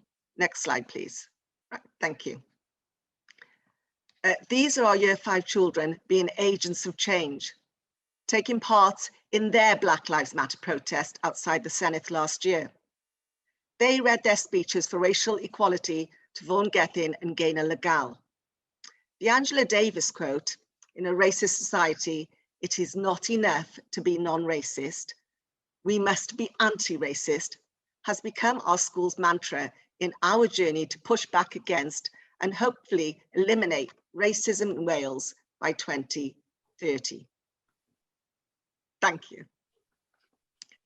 It's easy to think that the best way to promote racial equality is to pretend that you don't see race. But by saying everyone is the same in our school, we don't talk about people's skin colour. But race is an important part of people's history and identity. It can't be ignored. People use "I don't see colour" to explain that they are not prejudiced and embrace diversity. However, not seeing colour is problematic to diversity and inclusion. Anyone who is able to see can discern and recognise one skin colour from the next. How can you possibly fix something that you don't believe you actually see? Lloyd, can I have the next slide, please? Thank you.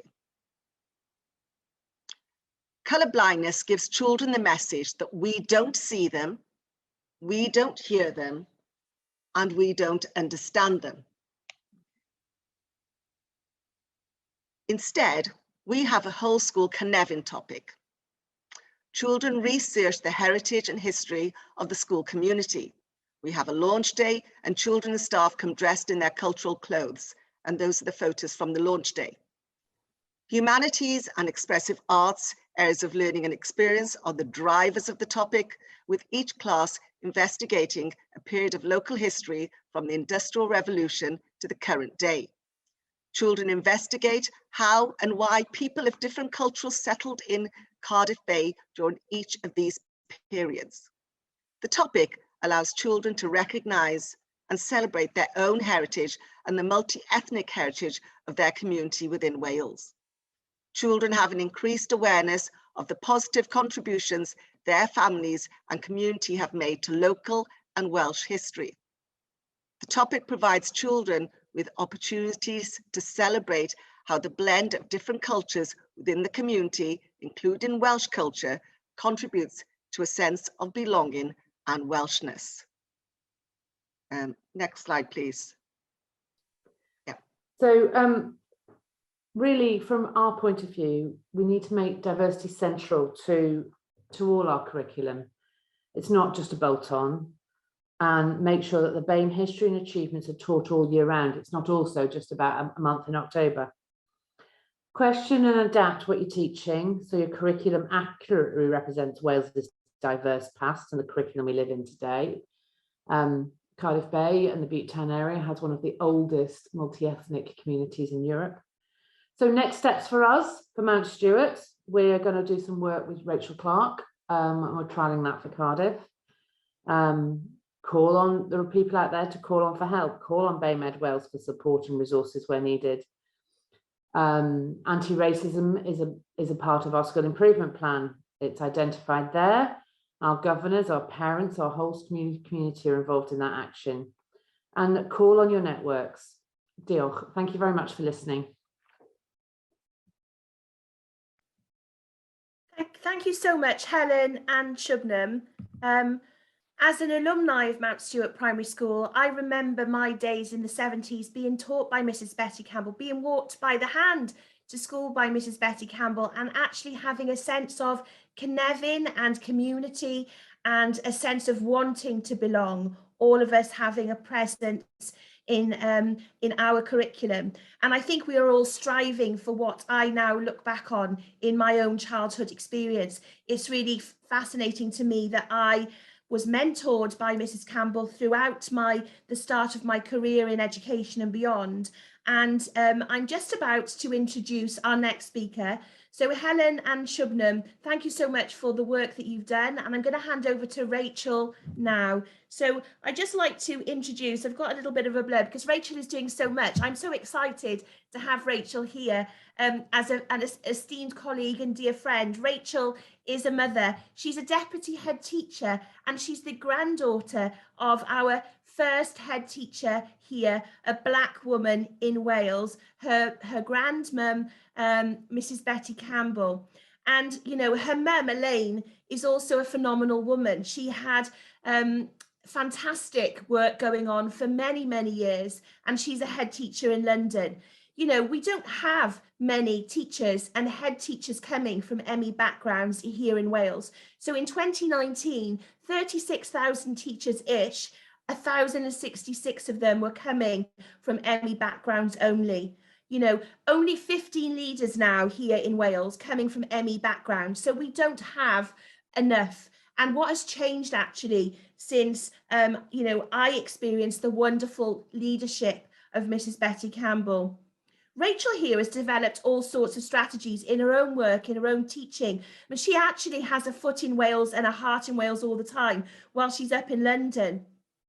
And she's implemented positive anti-racist change, ensuring racial equity. And there's so many notes here that I have about Rachel's work, and she's working with leaders right across the country. So we're talking here as a whole nation, you know, as Wales, but actually Rachel's working beyond Wales too. She's passionate and dedicated as an educator, and I'm really pleased that we're going to hear from her today. So Rach, over to you. There's so much more I could say, but thank you so much for being with us. Oh, thank you so much. What a warm welcome, and it's a huge introduction to live up to. But I'm so excited to be here. It's been incredible listening to all the other contributors as well. I don't need to say anything else about myself, other than I'm really, really passionate about racial equity, as Chantel has already explained. So myself and Kate from Show Racism the Red Card are going to take you through some ideas that we've come up with about putting anti-racism into practice, because I think it can be quite difficult sometimes in taking that step and making that step forward. Sometimes it can feel really big, but actually, if everybody steps up and does their bit, as other contributors have spoken about before, it is possible for change to take place. And I keep thinking one day I might end up by moving back to Wales, because as everybody said, Wales is so far ahead. I'm not quite there yet, but I might be soon, who knows. Kate, would you like to start? Yeah, thanks, Rach. So, hi, I'm Kate. I'm Senior Education Worker at Show Racism, the Red Card. Rachel and I, our brief today was talking about strategies.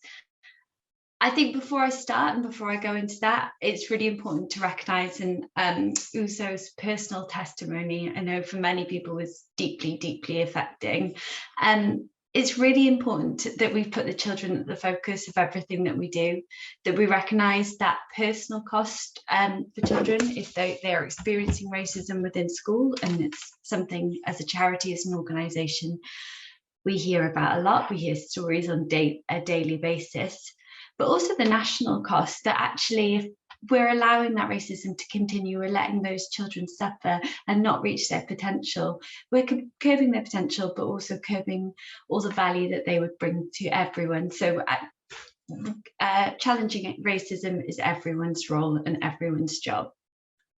Show Racism the Red Card did some research in 2020 in a report, Racism in Wales, that spoke to over 1,000 educators across Wales. And the main barriers that seemed to come up to teaching anti-racism were a lack of confidence and a lack of time.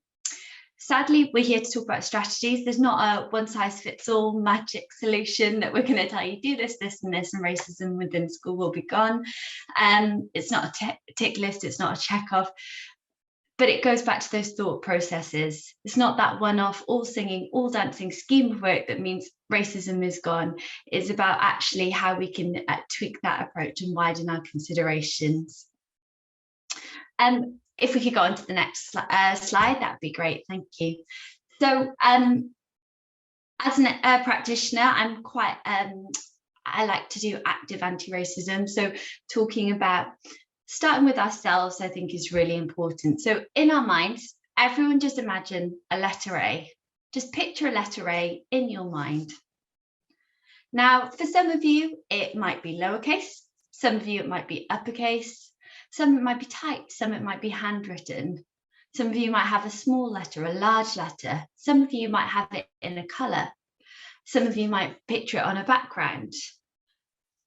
We're all talking about the exact same concept, but we're seeing it in very, very different ways.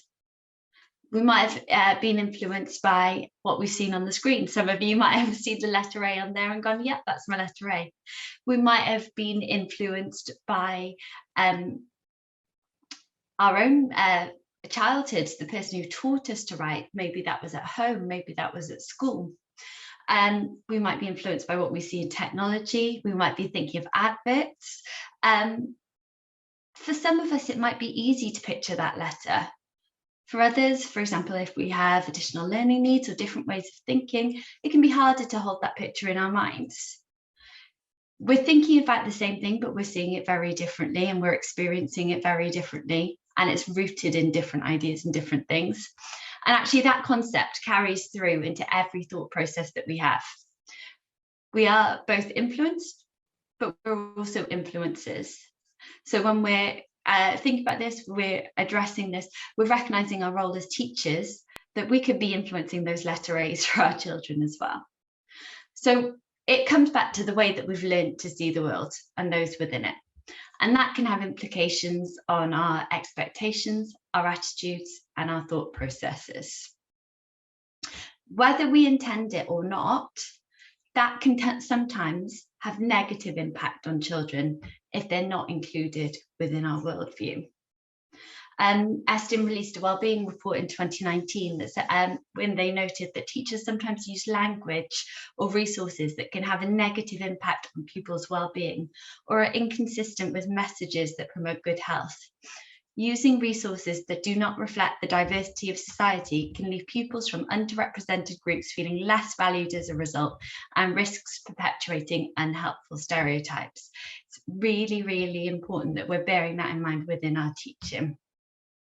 We have to recognise the influences on our own thought process and communicate effectively. So step one would be challenging ourselves, actually undertaking active unconscious bias activities, thinking about reflecting on different situations, think about our initial responses, our reactions, and the messages that we sent. Often there might be things that we reflect on and think, actually, we should have changed that. Own it and change it. If we don't own it, we don't recognize it in ourselves, we can't do anything to change it, and we may continue giving negative experiences to the children in our classrooms, not building that sense of belonging. Step two is checking that everyone's on the same page within school. If we're thinking about that letter A, they can look very, very different from person to person. If we're saying we're doing anti-racism in school, what is anti-racism in your school? Is everyone seeing it in the same light? Is everyone committed to the same vision? So have those conversations. And that's one of the recommendations, I think, recommendation 34, linked to the Charlotte Williams working group, which talked about having that whole school approach and ongoing deep conversations about embedding anti-racism in the curriculum. And that might take things like training, it might take things like research, it might take discussion, but dedicating time to having those discussions is really important. Next slide, please. So to get on the same page, it's sometimes can be really, really useful to strip this back. And I know this isn't a lot of detail in the slide, but just focusing on the child, focusing on the children within your school. And one really, really useful way that we try as an organisation to do is to think about the learning environment through the eyes of a young person or a child. So strip that right back and break it down as much as you can. So you might start with the very start of that learning journey. How did the parents choose the school? When they logged onto your school's website, did they instantly see a place where their child would belong, whoever they were, whatever their experiences, whatever their backgrounds? Did they see a place that they were included? What are they seeing from the school building? What's the community impression of that school? Is it welcoming and inclusive for all children? What does that look like? There are many, many schools who don't have an anti-racism policy, for example. Now, actually having that separate, explicit anti-racism policy shows that you are taking it seriously, shows that you are acting, shows that you care. So stripping that back, going through that journey of the child. What are the uniforms? What are the provisions? What are the food? What are the routines? How can they communicate their home life to school and reconcile the two if they're different? What are the norms at home? How do these translate into school? If you carry on that journey throughout the school day, the school week, the term, thinking about the physical environment, the social environment, the emotional environment, thinking about guests that come in, trips that they go on to, and how that journey might be different for different children, you can start to think about what will make them feel that sense of belonging. So I would say just really take that time and strip it back so that you can make the tweaks or the changes that you need to make all children feel included. And I'm going to pass over to Rachel now. Thanks, Kate. Just to build on what you were saying there, I think it's really important that families, prospective ones joining your school or even existing families, see some sort of affinity for their own children. And if they don't see that affinity for their children or for themselves, it'll be very, very difficult for them to have that trust and that sense of my child will be accepted and will be able to thrive in this environment. So I think that's definitely something to consider. Can you move on to the next slide, please? Thank you, Lloyd. So sometimes, as I started off by saying, anti-racism and, well, what do I do and where do I begin? It can seem really, really big. And what I like about these three images is that it just makes it really clear as to saying we're non-racist means that we're still moving along the same structures that do exist in terms of racism within our institutions. So it's really, really important that we make sure we're going against the structures and we're going against the current by thinking about the steps that we can take. Because sometimes I think that we believe that institutions are very much out there, but actually it's us that makes up institutions. We make up organisations. Our thinking and our values feed into the way the institutions run. If we don't question, if we don't speak out, I know somebody mentioned in the chat earlier on about not having the confidence to speak out because they might be deemed as a troublemaker. Actually, we have to be brave enough to either take that step ourselves or speak to somebody else who can be brave enough to then speak out or do something jointly. Because otherwise what we're doing is we're moving forward in organisations with those structures still being upheld. So it's really, really important. Most people in the world are not reflective of the first image there on the left of the screen. Most people in the world are not trying to be racist. Most, however, believe they're non-racist and don't understand how doing that isn't okay. And it's great that Wales has the charters set up with the target being for 2030 and Wales being anti-racist. But that does take walking against that runway there that you can see on your screen. Next slide, please. Thank you, Lloyd.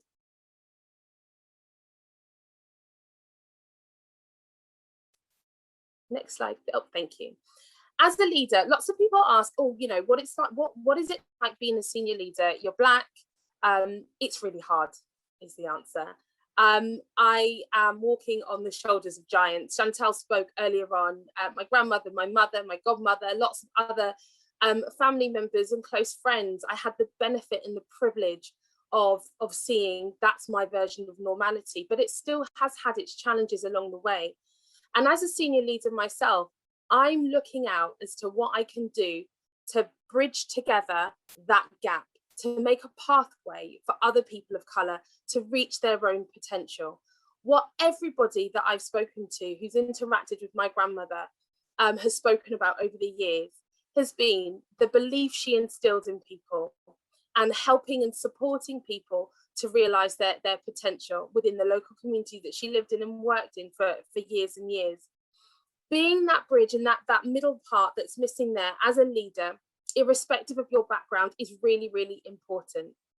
One, as Professor Charlotte Williams spoke about earlier on, only 1% of the workforce in education is comprised of those from Black and minority ethnic backgrounds, yet 12% of young people are in schools and education settings.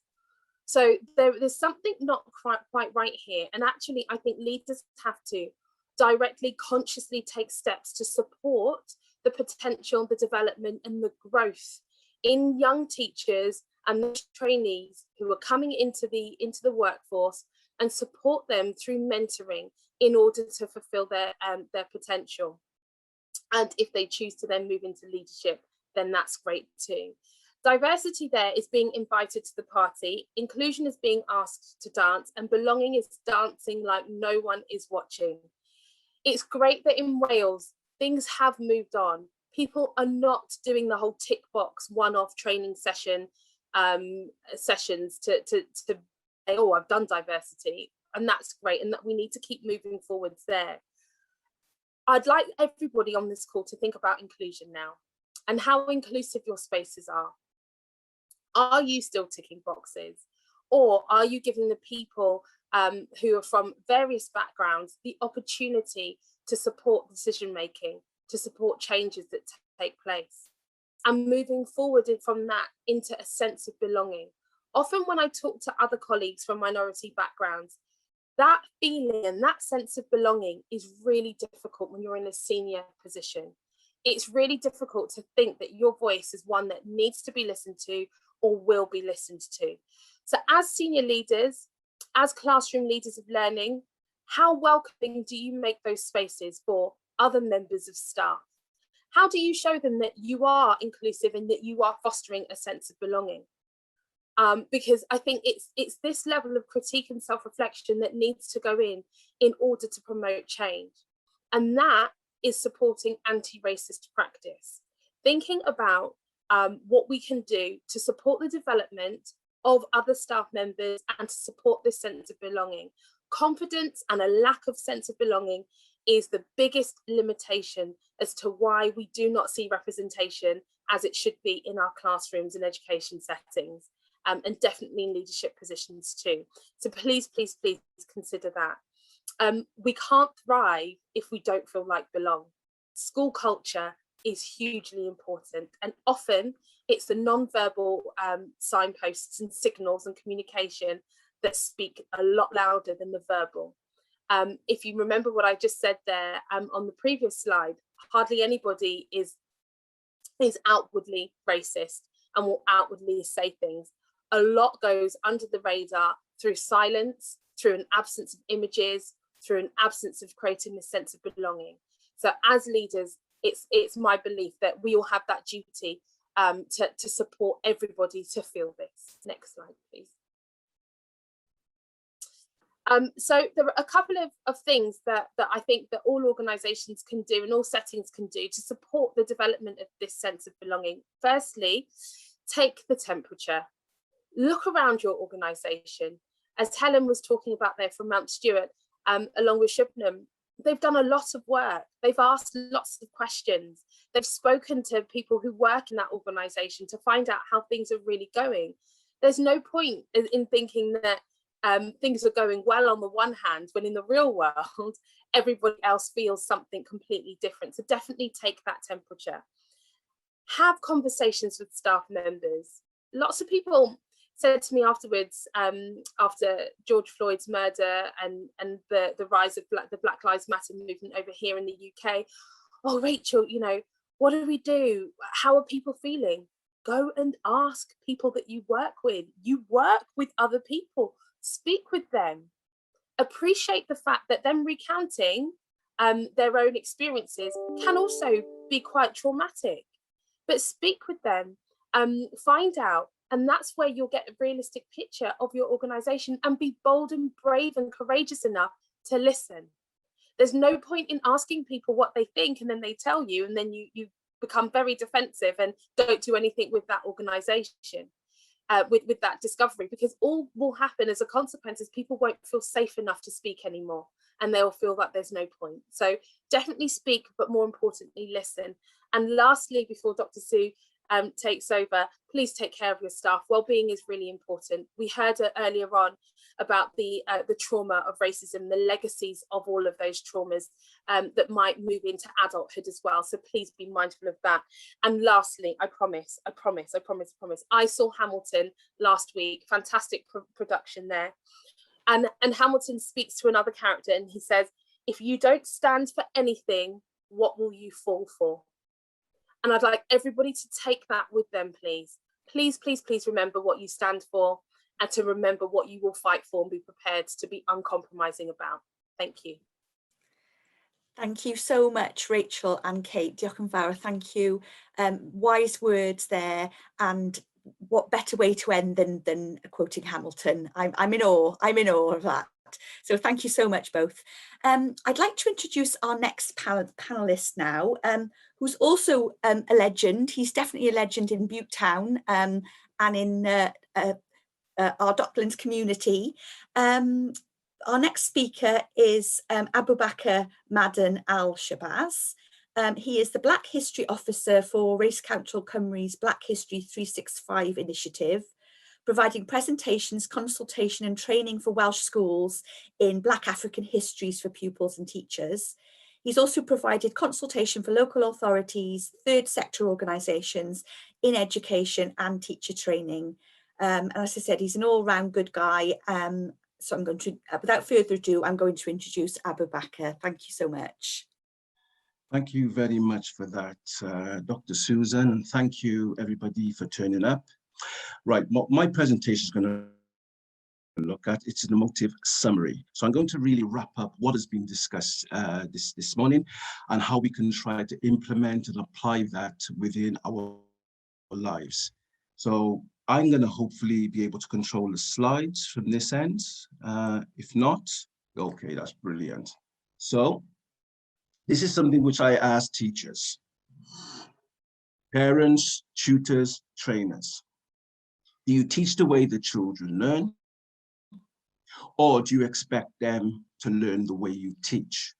And I think this is an important question, because the right answer, the answer should be, especially with curricular change and especially with pupil-centered approaches, it should be the first one, okay? Do we teach the way that children learn? This is what we should do.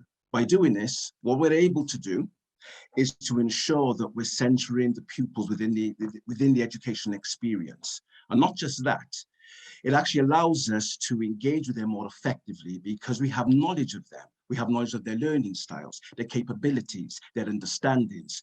So this is what is important about all of this. So if we do expect children to learn the way we teach, this is basically an imposition which is put upon the pupils. And we know we live in a society now with a lot of changes since the 1950s and 60s, where youngsters wanted to see change from that traditional, rigid aspect of behavior to more of a flowing aspect where they can engage more with people, elders, and the society in which they live in. Right, I'm trying to change my slides. Next slide.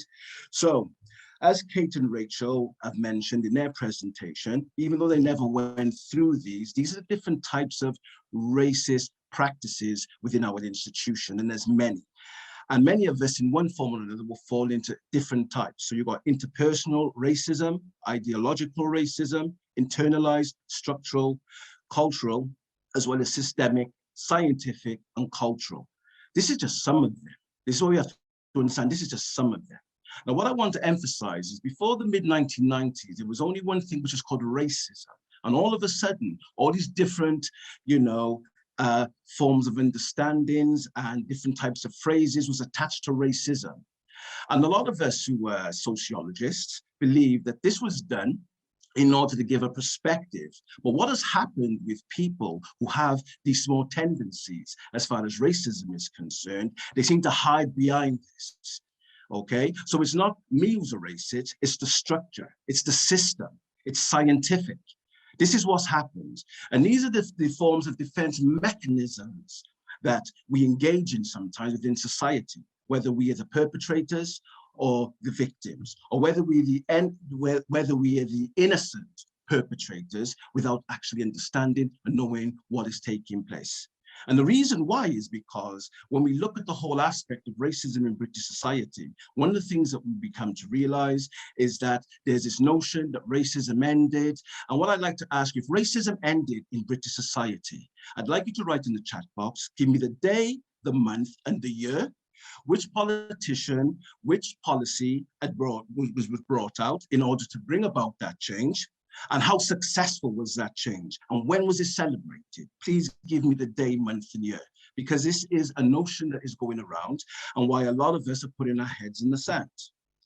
Right, what I'd like to bring your attention to is books which were used after, during, and after the British Empire. So I'm sorry I have to use this word, but this is the work of Agatha Christie. It was a book which was called The 10 Little Niggers.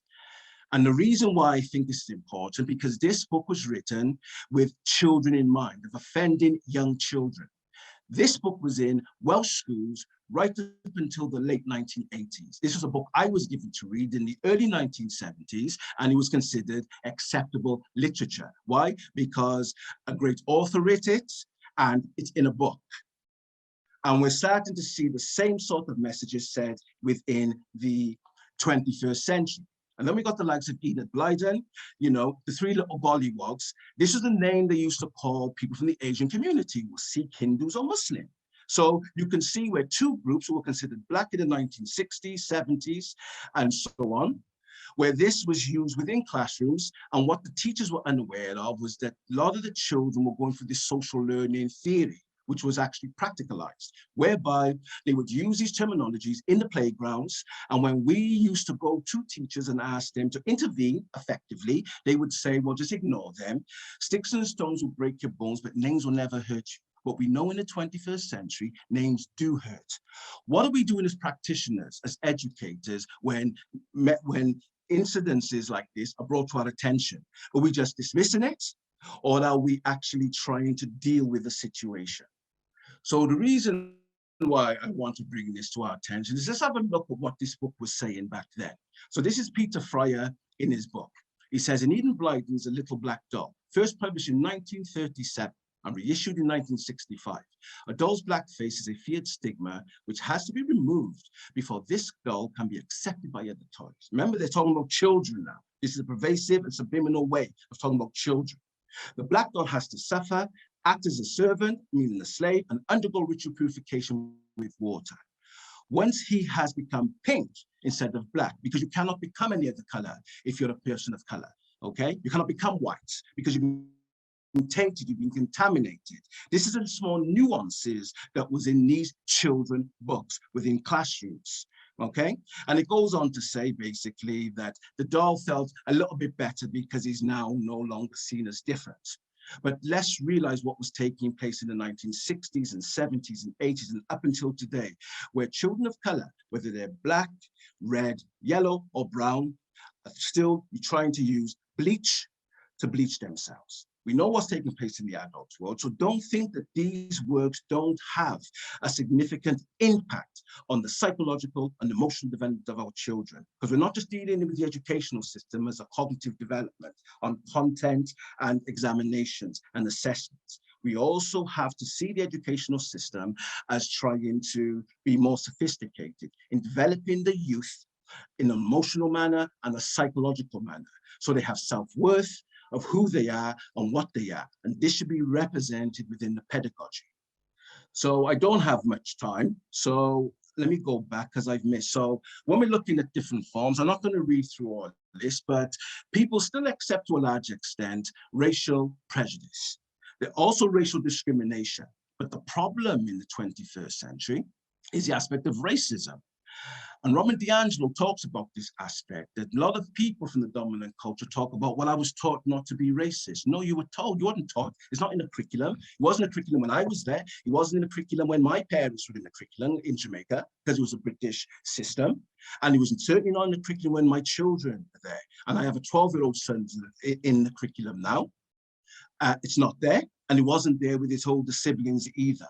So we have to know that it's a learned behavior. And just like what Rachel talked about, we have to look at the non-verbal forms of communication, or small nuances which are not necessarily picked up by the naked eye, which can actually be absorbed by the victim and obviously cause them issues and problems. Right, now we see what has taken place, where those books now, they've replaced books of British authors with American authors, where the N-word is now used, and where the examination bodies want to perpetuate this type of, nonsense within the curriculum. But there's an aspect of denial, okay? Denial of reality.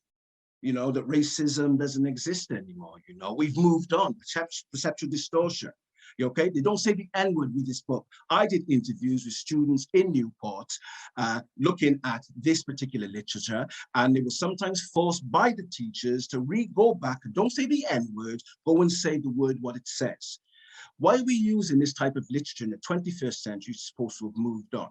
So what I'm saying is nothing has really changed as far as content is concerned to develop the aspirations and the motivations of children who are black, brown, yellow, or red within the educational system. And the unfortunate reality about this is the element of the delusions of grandeur. I'm great, or whatever the case may be, which may come from an instructor, to the point of blaming the victim. These are the signs and symptoms of such a reality of racism. So some of the things I want to emphasize now is looking at some of those defense mechanisms which are used within society as we speak today. Stop playing the race card, okay? I don't see color. If we stop talking about race, it will just go away. We know none of this is true to a large extent, but they are defense mechanisms.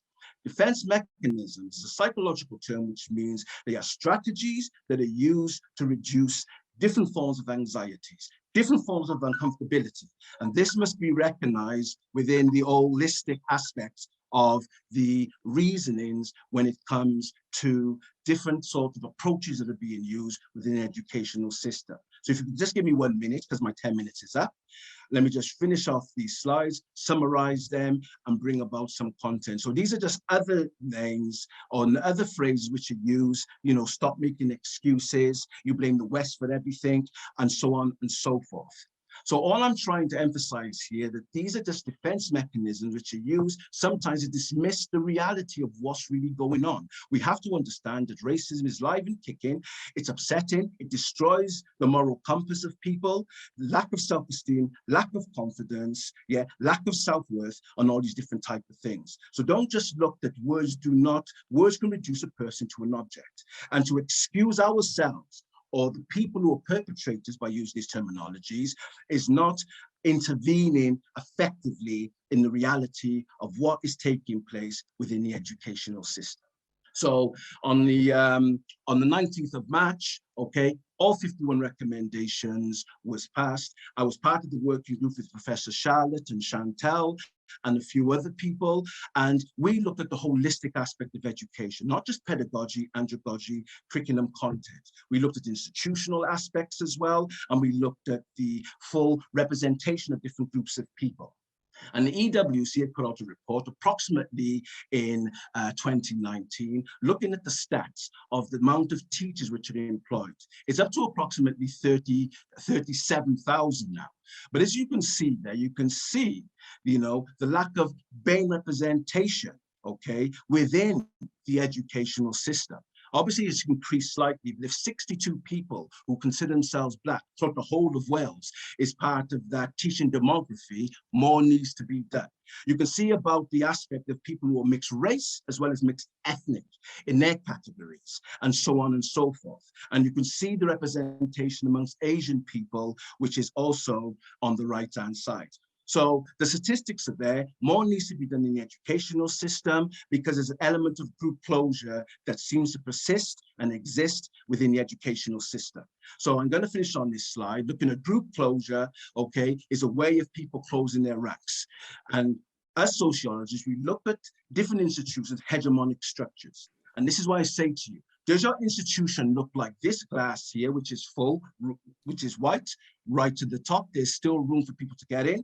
Or is it like this, where black, yellow, red, and brown people are still at the bottom, while the dominant culture is still at the top, dictating how things are?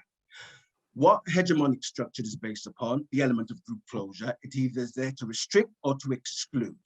Restrict means you can only go so far, and exclusion means you can't come in at all. And if our institution, our educational institutions are very much like this, what plans, what methodical strategies are we going to use in order, to break down this so-called barrier of group closure, this group identity, with people who have qualifications that come from different aspects of society? When they go in, they're downplayed. And like the statistics have shown, what the EWC has produced, that a lot of those teachers who are from so-called BAME groups are playing supportive roles with full teaching qualifications. So they're not even allowed to their potential is not allowed to be experienced or disseminated amongst the teaching staff as well as the pupils. So that's my presentation. I hope you've enjoyed it. I hope I've clarified things. And I've wanted to just literally round up, get you thinking of what the speakers have talked about today in order for you to bring about some methodical strategy in your life to bring about change for the effectiveness of our pupils. Because it is a curriculum change.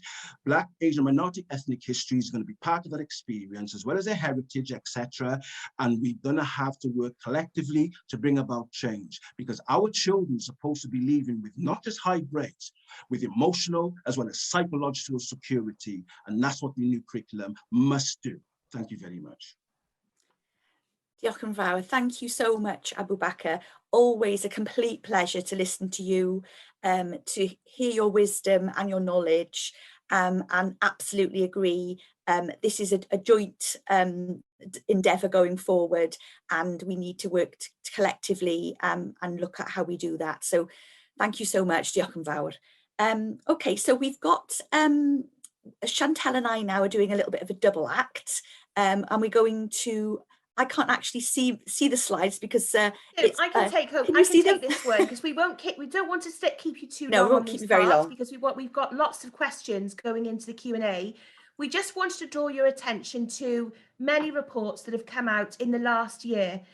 We have lots of resources that we can draw upon within policy right here in Wales, and I know that many of you will be accessing these already, but we wanted to list them so they're easy to find. And if you've got any questions about any of these, all of us here today were involved in these pieces of work in some shape or form. So please take a look at these. And we know that the Good Practice Guide, supported by EWC and a range of us across the whole of Wales, is just out, hot off the press. And many of these will be great in terms of, backing up your progress as you move forward. We can have the next slide, please. I wanted to say that we have a follow-up series to this event. So we're really delighted that we're working with EWC and all of the partners here today, but we have also scheduled a series, a Twilight series for 2022. There will be 4 sessions coming up from around about February onwards. All of you who are in attendance today will get a follow-up email, and there will be a link to book on to the first Twilight. And again, there will be a range of partners involved in the delivery of those. And actually today, some of your thoughts and questions today will be used to shape the themes of those series.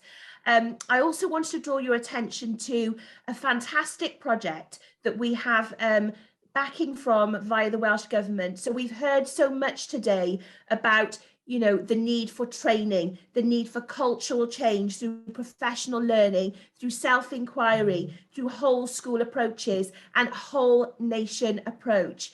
Welsh Government have started to fund through DARPL, its diversity and anti-racist practice and professional learning, I've put together, as the project director, a sketch and a design where there are many partners coming from a range of experiences who will be investing in this professional learning project. So all of the people that you've heard from today will be part of that journey. There will be an anti-racist training element for all schools at different levels, so senior management level, teachers, student teachers, parents, governors, whole school staff, other school staff.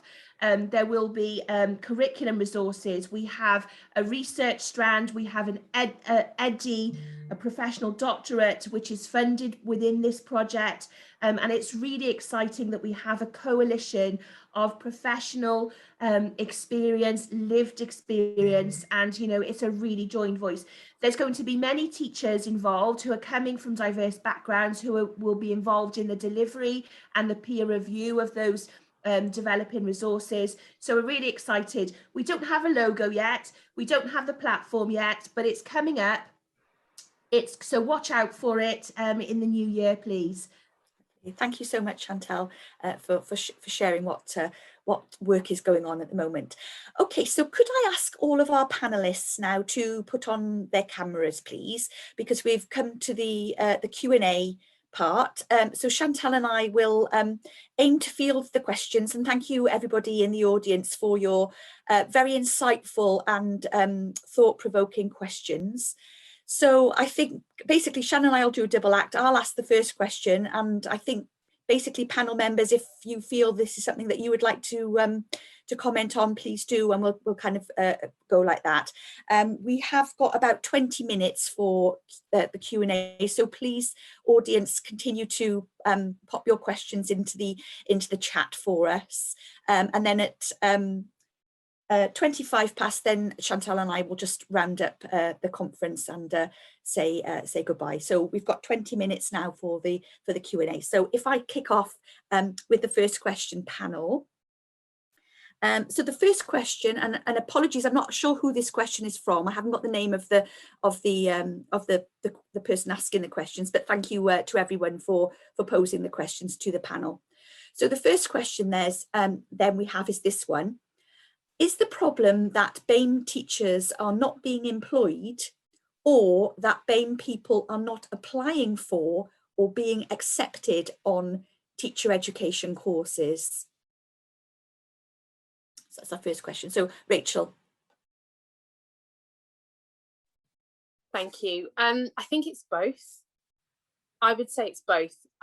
Firstly, there's a lot that the education system does that switches off Black and minority ethnic people from wanting to go into the profession when they're older, as well as the recruitment concerns and issues there are. So I would say that it's both. It's really difficult to recruit from a pool if that pool isn't diverse, which is why the work has to go in preemptively right from the beginning. And this work needs to begin during early years. This is not a secondary thing, or it just starts from the start and works through.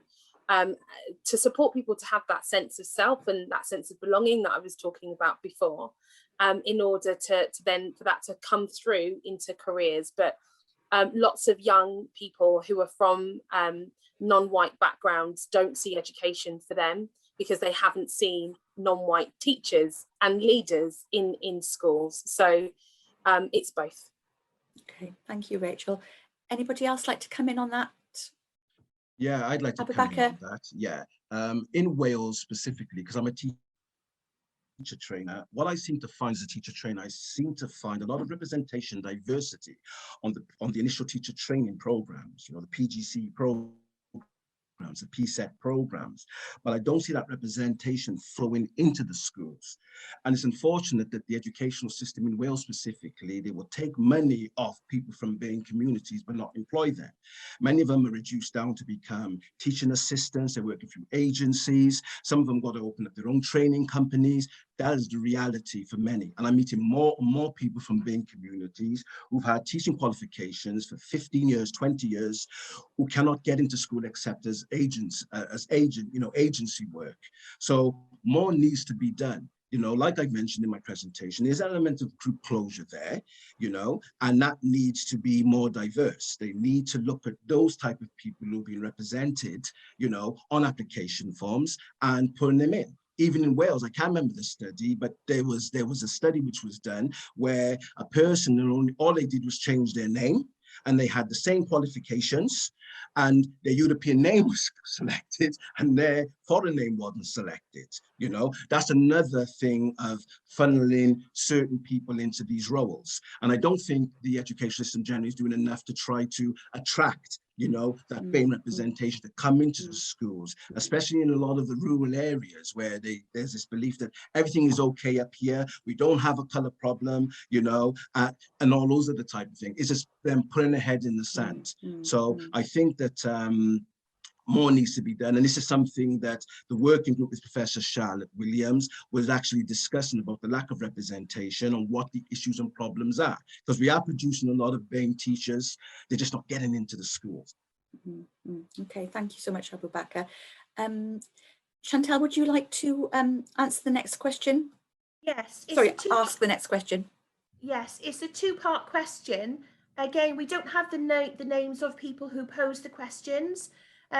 This question is, I wonder whether, if considering the idea of racial trauma, if our schools are not psychologically safe spaces for students, perhaps as adults, people are not inclined to return to school in their chosen career because of experiences. Do we think intercultural learning needs can be more of a part of this in the curriculum? I do think certainly that intercultural training is absolutely critical. How can people effectively operate in cultures that they're not aware of? But it is important that teachers also take the time to self-educate. There's so many resources today that support diverse learning. I'm thinking about a lady that I mentored, a Chinese woman who is born here in Wales and very much a Welsh citizen who went into learning to become a teacher as an adult, faced racism, according to her, through the process of learning, and left Wales to go and teach in England. And today she's the head of sciences in a London school. I'm thinking, what are we getting wrong? It is so critical that if teachers need help, they call out to diverse organizations. You've now got BAMED, you've got the Black History Wales Committee, who are here, including 126 diverse ethnic, you know, diverse organizations that form that movement.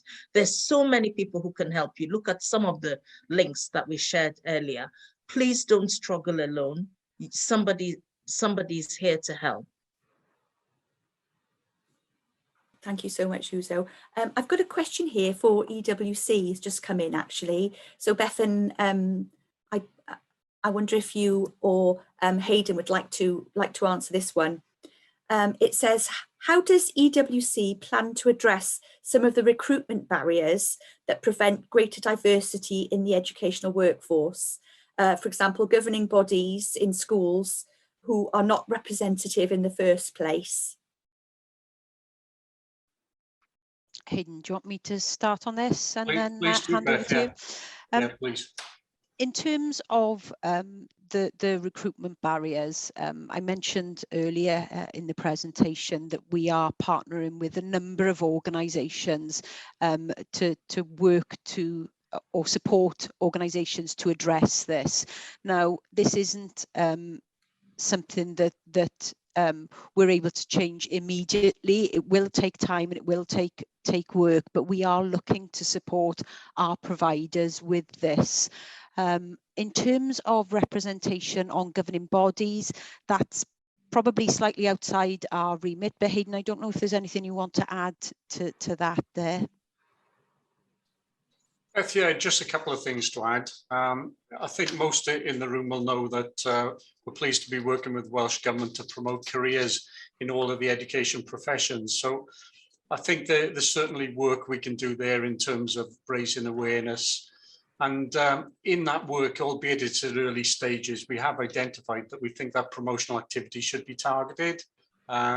You know, we definitely need more teachers and more educators through the Welsh medium in certain shortage secondary subjects, but also from Black, Asian and minority ethnic communities as well. So there is opportunity there to work, and you'll know that we've got Jarina Davis-Kumar leading that work at the EWC and is working with the BayMed network there. Thank you so much, both. Chantal, would you like to ask the next question? A few more questions coming in. How well do you think teachers coming from diverse backgrounds are supported throughout their careers in Wales?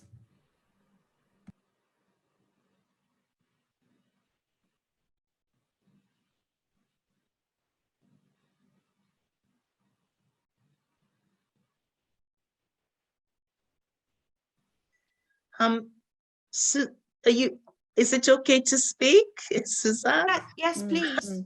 How well are they supported? I don't think they're well supported personally.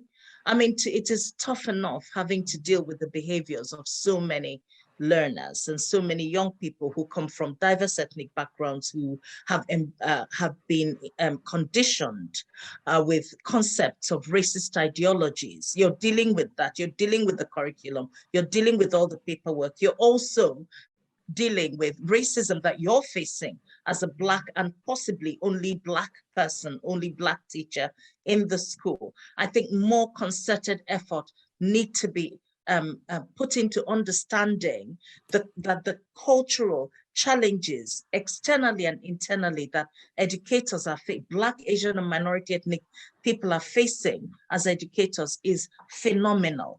And this is why the African Community Centre, Black History Wales and Race Council Cymru have been talking about setting up this counselling. Well, they have set up a counselling cadre where Black, Asian and minority ethnic teachers can come and have some culturally appropriate support during the times that they're facing racism. I'm sure that EWC could link into that and maybe refer some people. So that's something that we can check out. Chantal will be able to give you contact details for Race Council and Black History Wales. Thank you so much, Uzo. That's so important. It's so important for student teachers as well, because we know that student teachers are in the very first steps of their career and they need to be supported through day one. And there's a lot of work going on around recruitment and retention. But let's think about progression for a moment. You know, we have about 1,066 teachers coming from diverse backgrounds, but yet we only have 15 in leadership.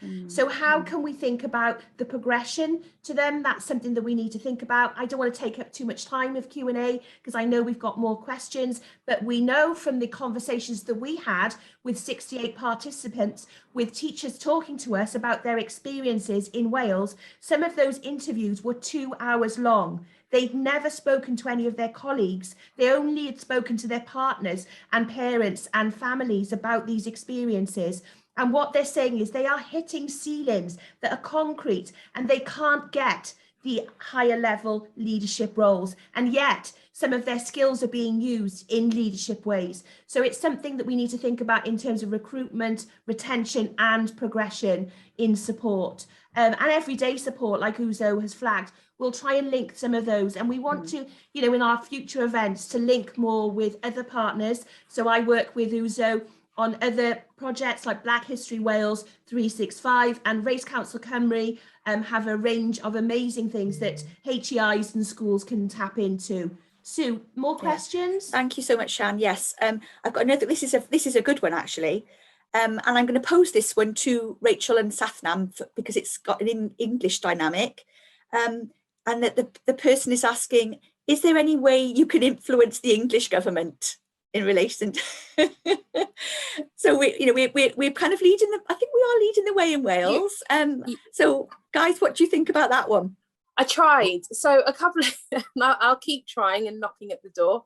I had a roundtable event with the Shadow Education Secretary a couple of weeks ago. And she was talking about, you know, Black History Month and whatever. And it's like, yeah, that's lovely, but it's history and it's not in October, and it shouldn't be like that.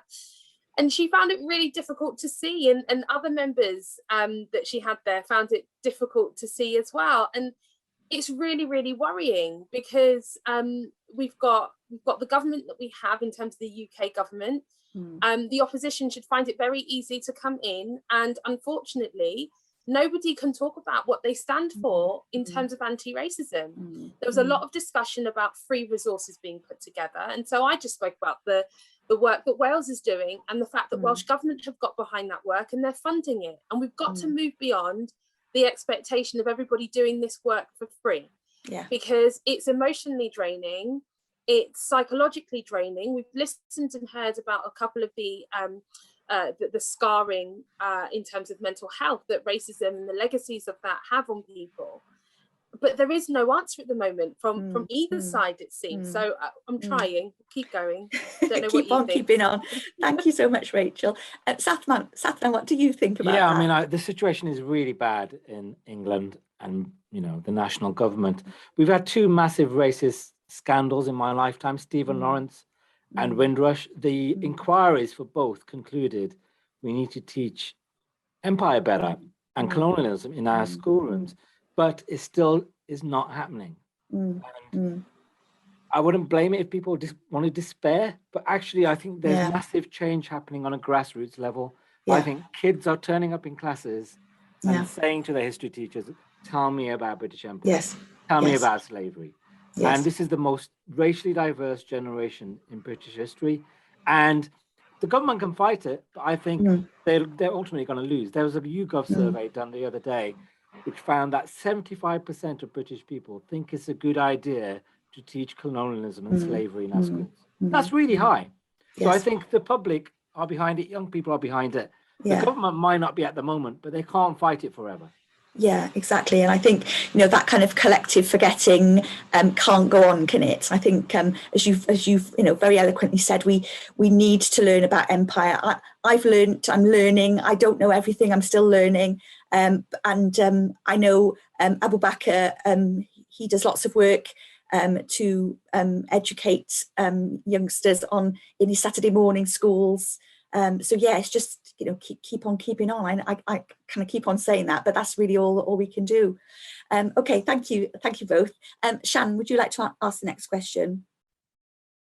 As we plan our curriculum, some historical topics such as Industrial Revolution, Cardiff Docks lend themselves to discussing multicultural Wales. Does anyone have any advice how we could look at multicultural Wales in topics such as Celts, Age of the Princes, and what can we do? Thank you, Ryan, for that question. Yes, I'd like to answer that. I think it's important that we look at the whole experience of Britain in relation to Africa and the West Indies, or what we will call the Caribbean islands.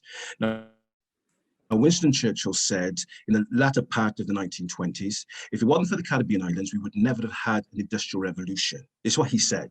And when Parliament debated this, it is known, you know, slavery and, you know, the free labor that went into the enslavement, you know, system, enriched British society. It enriched Wales, it enriched England, it enriched Scotland through tobacco and sugar and molasses and all these other commodities.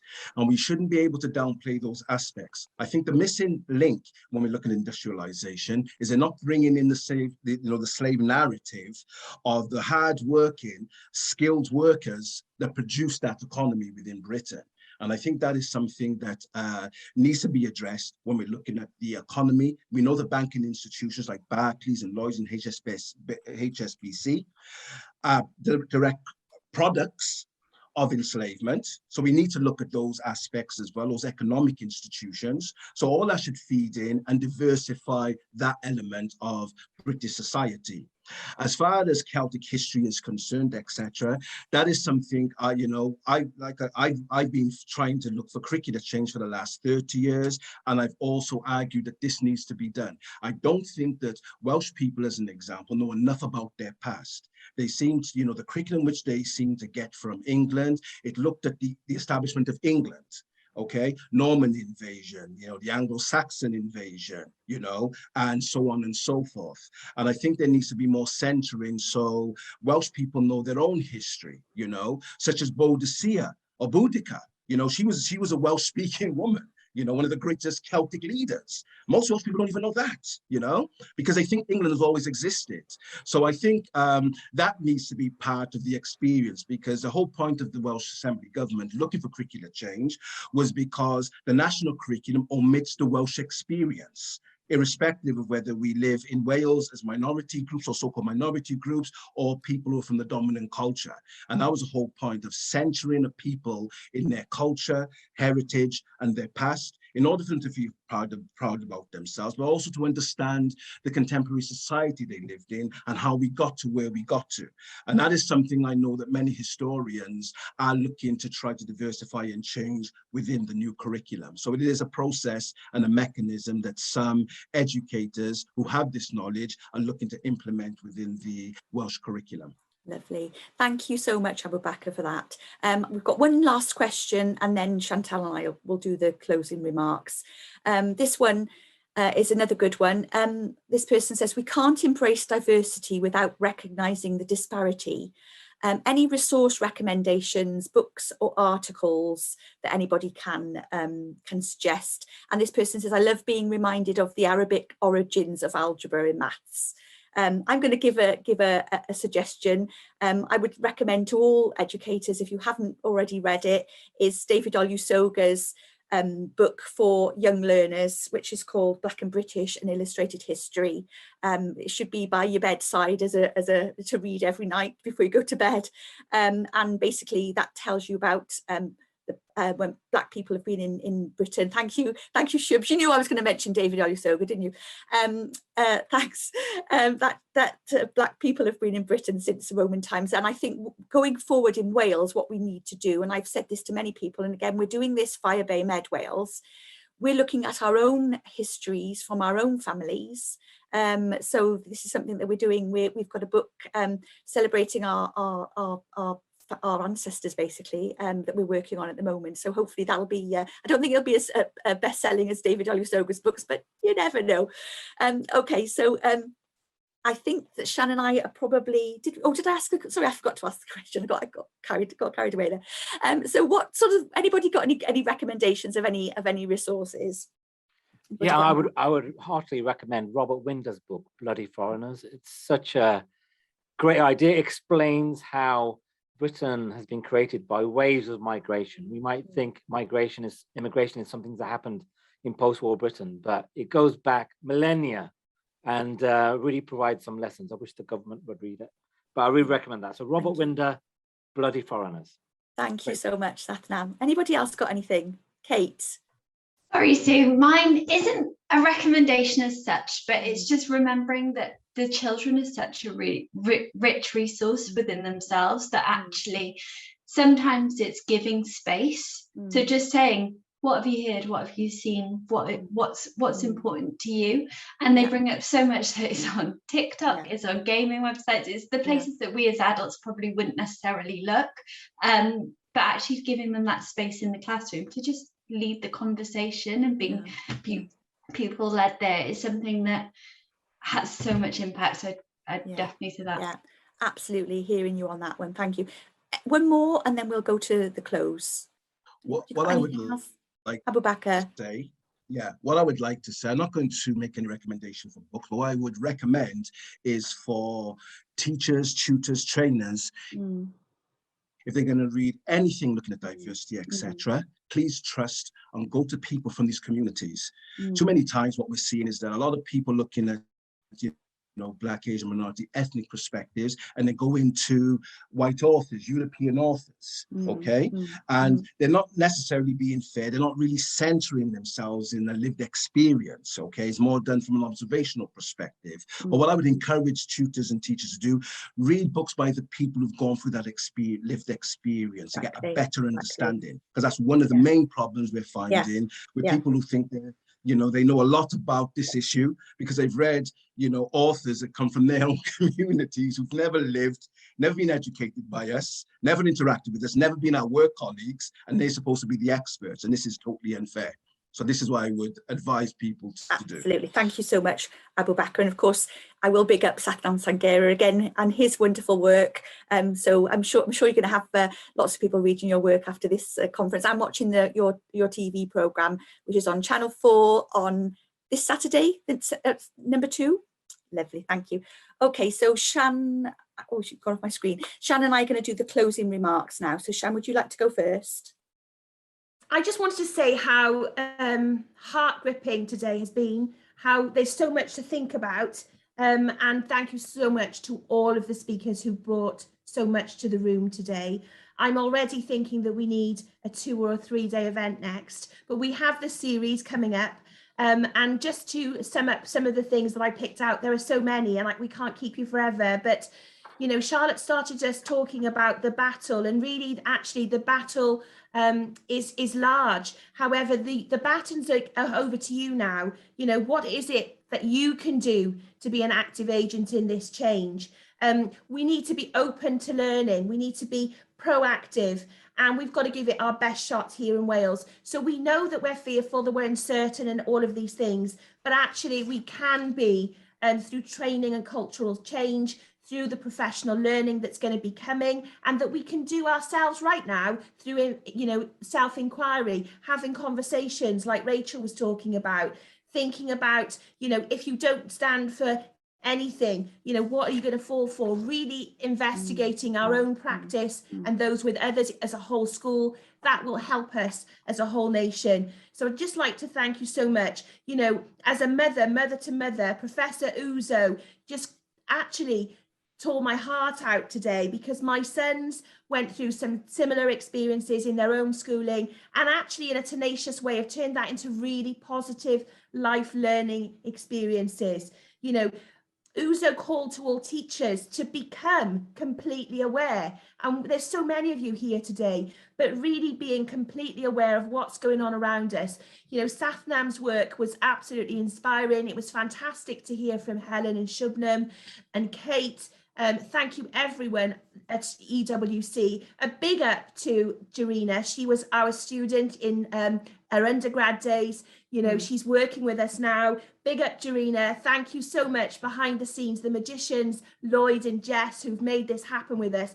We imagined it on a Thursday evening. We didn't know how it was going to go. Now we want more of this. You know, all of the policy work that's going on, please use the policy work. You know, let's not make the recommendations stay on the shelf like the Swan report from all those years ago. Let's put these into practice. It's up to you to implement them. We can't do this. Don't look to the experts, look at yourselves and think, what can we do today and going forward?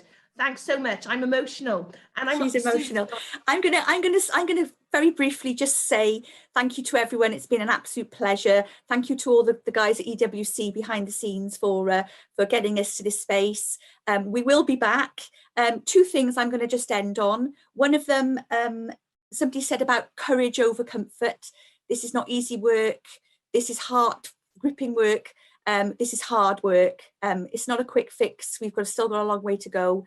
There are some green shoots, but I will just end on the wise words of Nelson Mandela, and I always get these in if ever I possibly can. Education is the most powerful weapon which you can use to change the world.